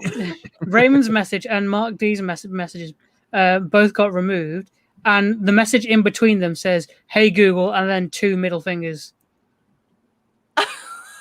Mine's just got deleted again. My link, it's me. It's my links keep getting deleted. Somebody hates me. well, everyone's Someone's links mad at seem me, to be too. going- yeah. Whose channel All link right, are you well, putting It's in? only, Retro? it's only if you're a I've mod. just 'cause put Ash. Robbie I've just put Mine yours are in. staying in there. Mine in. I've just put your link into your channel, Ash. Oh, so they hate diversity now. I It see may how be it the is. same Yeah. glitch Yeah, that that's happened a few racist. months ago with mods. Yeah. It might be the Yes. same glitch that happened a few months ago with mods. It might not actually be Yeah. a Google moderator. It might actually Yeah. be the algorithm, the program itself. Might be AI gone nuts. Yeah. Okay. Hang on, let me put my own channel link in, see if it's the link. I put yours Messed in up. there. But I did, but not you. Yeah, you. Yeah, Clobberin's link to my channel is still up. That stayed. Maybe Oh, because Clobby just put up my books or my short stories. Let's see if So that mine stays. stay there. Everyone, Yeah, please they're check staying. out not only Raymond's book. There's a link to his and a link to Raquel's there. Everyone, Raymond's got a new book out, a sequel to All's Fair, Yeah. of course. Peacemaker. Called Peacemaker. Thank you. And let's see here. We'll continue with our goodbyes here. Retro, buddy. Thanks. Yeah. Thanks for having me on again. It's been absolutely brilliant. I just enjoy just sitting here, just listening, soaking all this information up. Absolutely wonderful. You'll catch me on hanging about on Jed's channel, the Pop Culture Pop culture Archivist. activists. Yeah, that's it. Hail. That's where we'll be. That's where we'll be. You know. Oh yeah, and retro. Hey Google, I got the receipts too, so just in case. Yeah. Just let me know.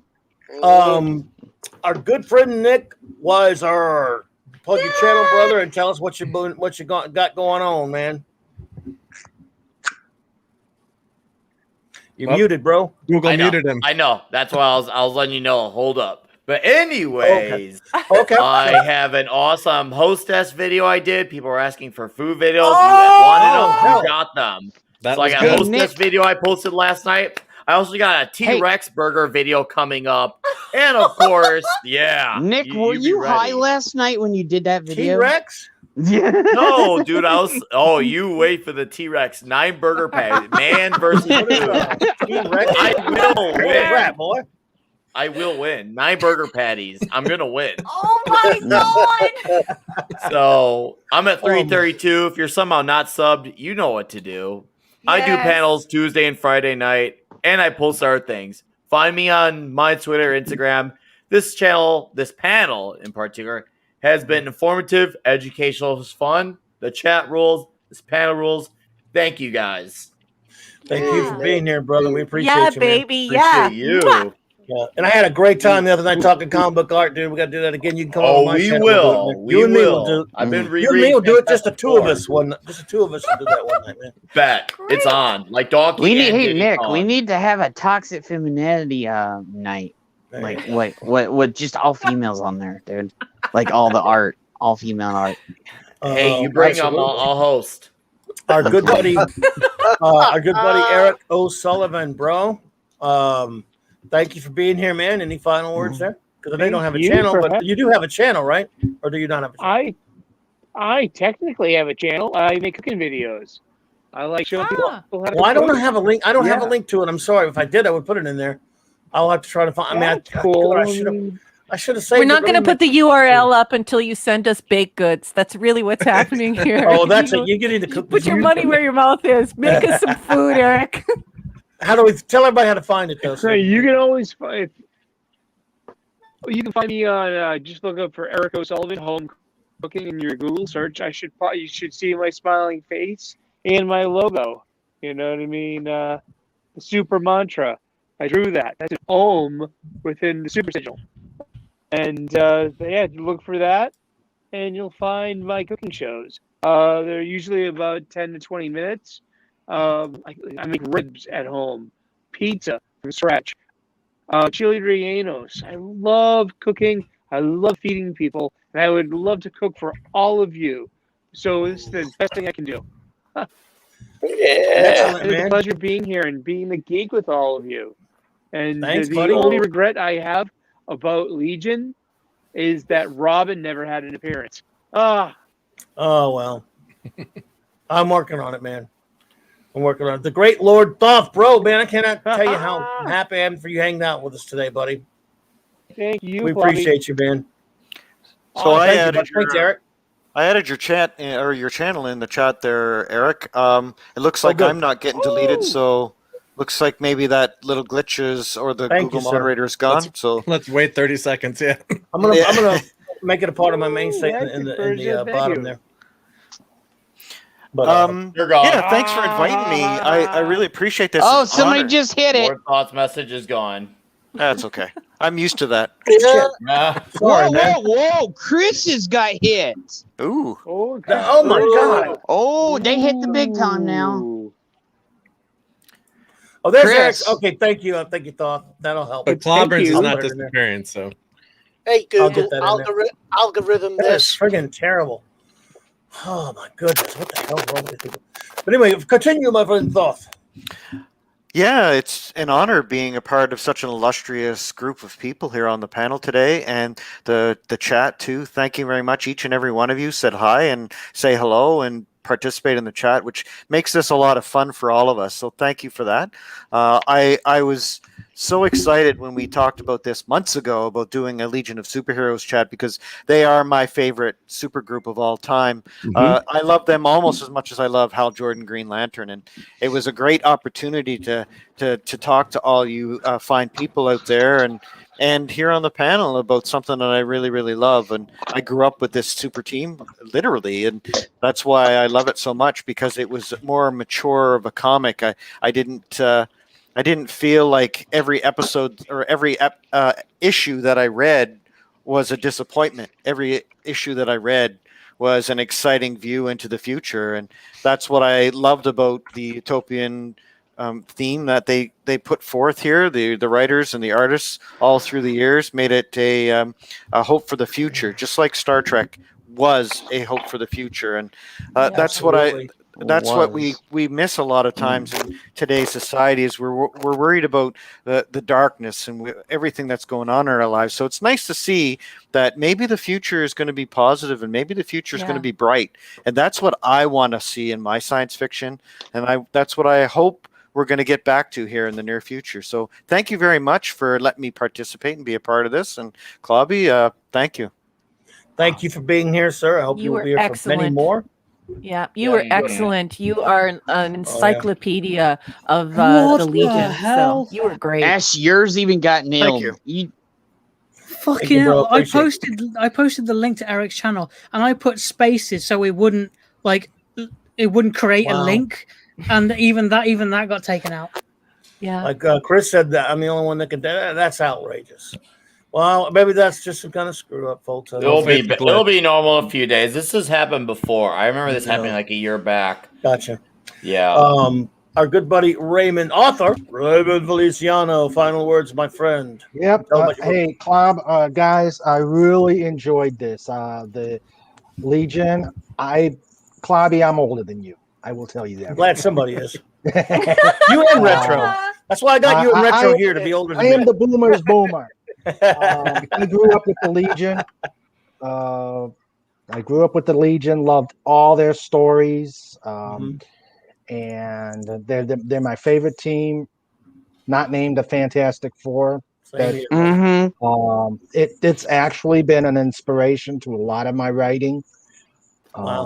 And just being able to geek out with you about the Legion was epic. I wish we could do more of it, because there's just so much of the Legion that has to be told.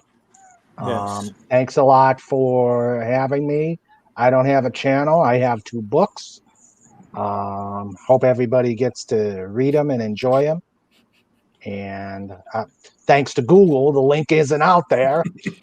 But I put it up there and put it back. Thank you, Clobby. I was trying to put it again, and I'm trying to find it. I'll re-put it back in there. All right, but I enjoyed it. It was a great time, guys. You are epic.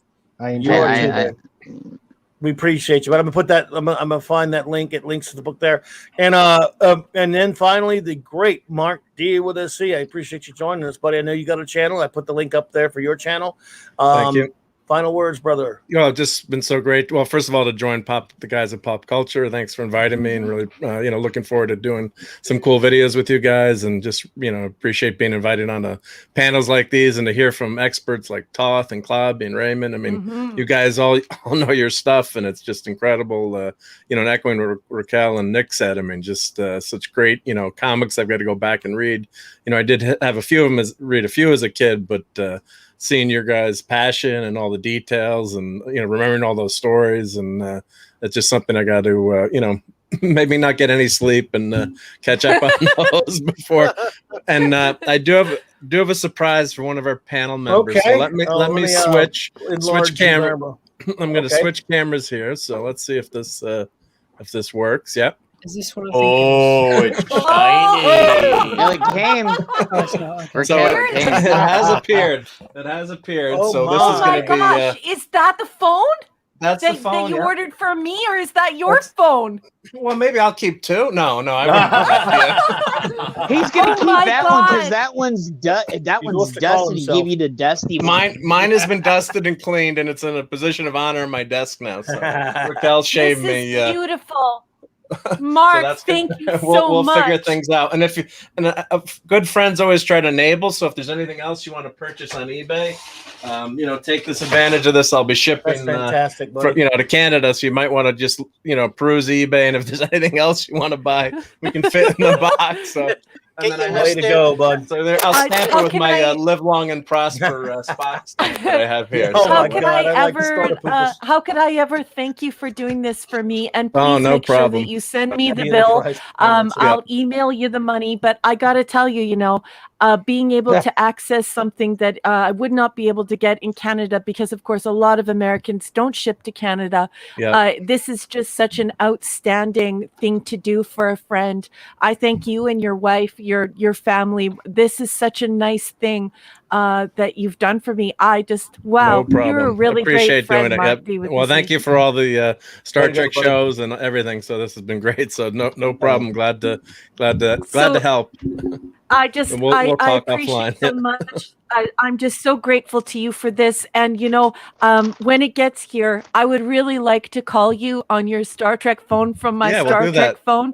Can we do that? Yeah, we'll do that. We'll set up a video for that. That'll be great. We'll do a show with Star Trek phones. Yeah. Yeah, I will. I might even cosplay it. I'm not going to say what I'll cosplay, but I will go live on video and I will be in cosplay and I will definitely answer the phone. Well, somebody earlier in the chat said the Raquel Briggs 2022 Legion of Superheroes calendar. So that if you could cosplay each one of the Legionnaires, that would be pretty cool. I got some latex to buy, LT. I got some serious amounts That's of latex. That's a lot of latex. I'll throw that in the box. Man, well, be a body condom at this rate. You could make some good money with a cosplay calendar, right? Yeah, maybe I'll do that. I'll raise some money for charity. But I gotta say, Mark, I thank you so much for doing this for me, friend. You're welcome. I cannot believe that we were live on air and it's not something I could get because they weren't shipping it to Canada. And I said, hit buy. And your response to your friend on air was, okay. There we go. Amazing. You're a wonderful person. You're a wonderful person. Good man, buddy. Glad to help. That. Everyone, I cannot thank you enough for being here tonight. I'm gonna have to run because I got to go help my parents do stuff. Just cannot thank you enough. Show note: the greatest first officer in all the fleet, of course. Raquel and I will be doing our usual Saturday night Star Trek 9 p.m. Central Standard Time. Yes. Reviewing 4 more episodes. Cannot wait to see you all there. We have a blast every time. I hope you will join us. Monday night, I will be talking about one of my all-time favorite cartoons, Batman Brave and the Bold. I'm very pumped up about that. I love it. So nice. I just threw it out there that's coming soon on Clobbering Times. And on the tweet that I put that on, James Tucker, the man who made the show, no less, liked the tweet. And I'm not even. Whoa! That's awesome. so exciting. Dude, I love that show. And he tagged that? Oh. That's fanboyed for me. And then he even wrote back. I wrote, I'd love to have you on the show sometime. I'm honored by your like and all that stuff. And I was fanboying out, and he liked that. So, I mean, I'm probably never be able to get him on, but that made me geek out big time. Oh, great. And speaking of which, I would like to interrupt to just say, Clobby, I love you. I think that you are such a smart and wonderful person to be around. Thank you for sharing your knowledge with us today, and also your encyclopedia-like knowledge with us. But this is also a thanks to you for creating this space for all of us, for geeks and nerds to come together to talk about these things that we love, whether they be comic books or films or just great science fiction shows that we love. You're the reason why we all come together, and I love you for it. And every time I spend time with you, I walk around for the rest of the day smiling because of just how wonderful you are. So I love you, and have a good afternoon with your parents. I love you. By the way, it's Monday night, 8 p.m. Central there, Pat. Thank you. And again, I wish I'd have got names of everyone who was here today because there's so many of them, but I really do have to get moving. But I want to say, you wonderful chat, all of you. We appreciate you so much. Just again, you do. I mean, if I had time, I would sit there and go back and watch the chat because you guys say so much great stuff. We have to stay focused when we're doing the show, so we don't get to interact as much sometimes when there are a bunch of us. But I want to thank you so much for being here. And if you're listening on a later download, as we used to call it, I guess a rewatch or whatever you want to call that, thank you. Long live the Legion, and thanks to my fantastic panel. Again, Lord Thoth, S. Singh, the great Jed, and Retro, and Mark D. I'm going in crazy order here. Nick Weiser, Raymond, Feliciano, Ed. Ed, your name is Eric. Stop making me call you Ed. Just kidding. It's an old joke. Eric O'Sullivan. You can call me Sully already. Master of Chef Food. Thank you, everyone. And, have a great day or night. I won't cast rolls on you. You just have whatever you want. Good night, everybody. Long live.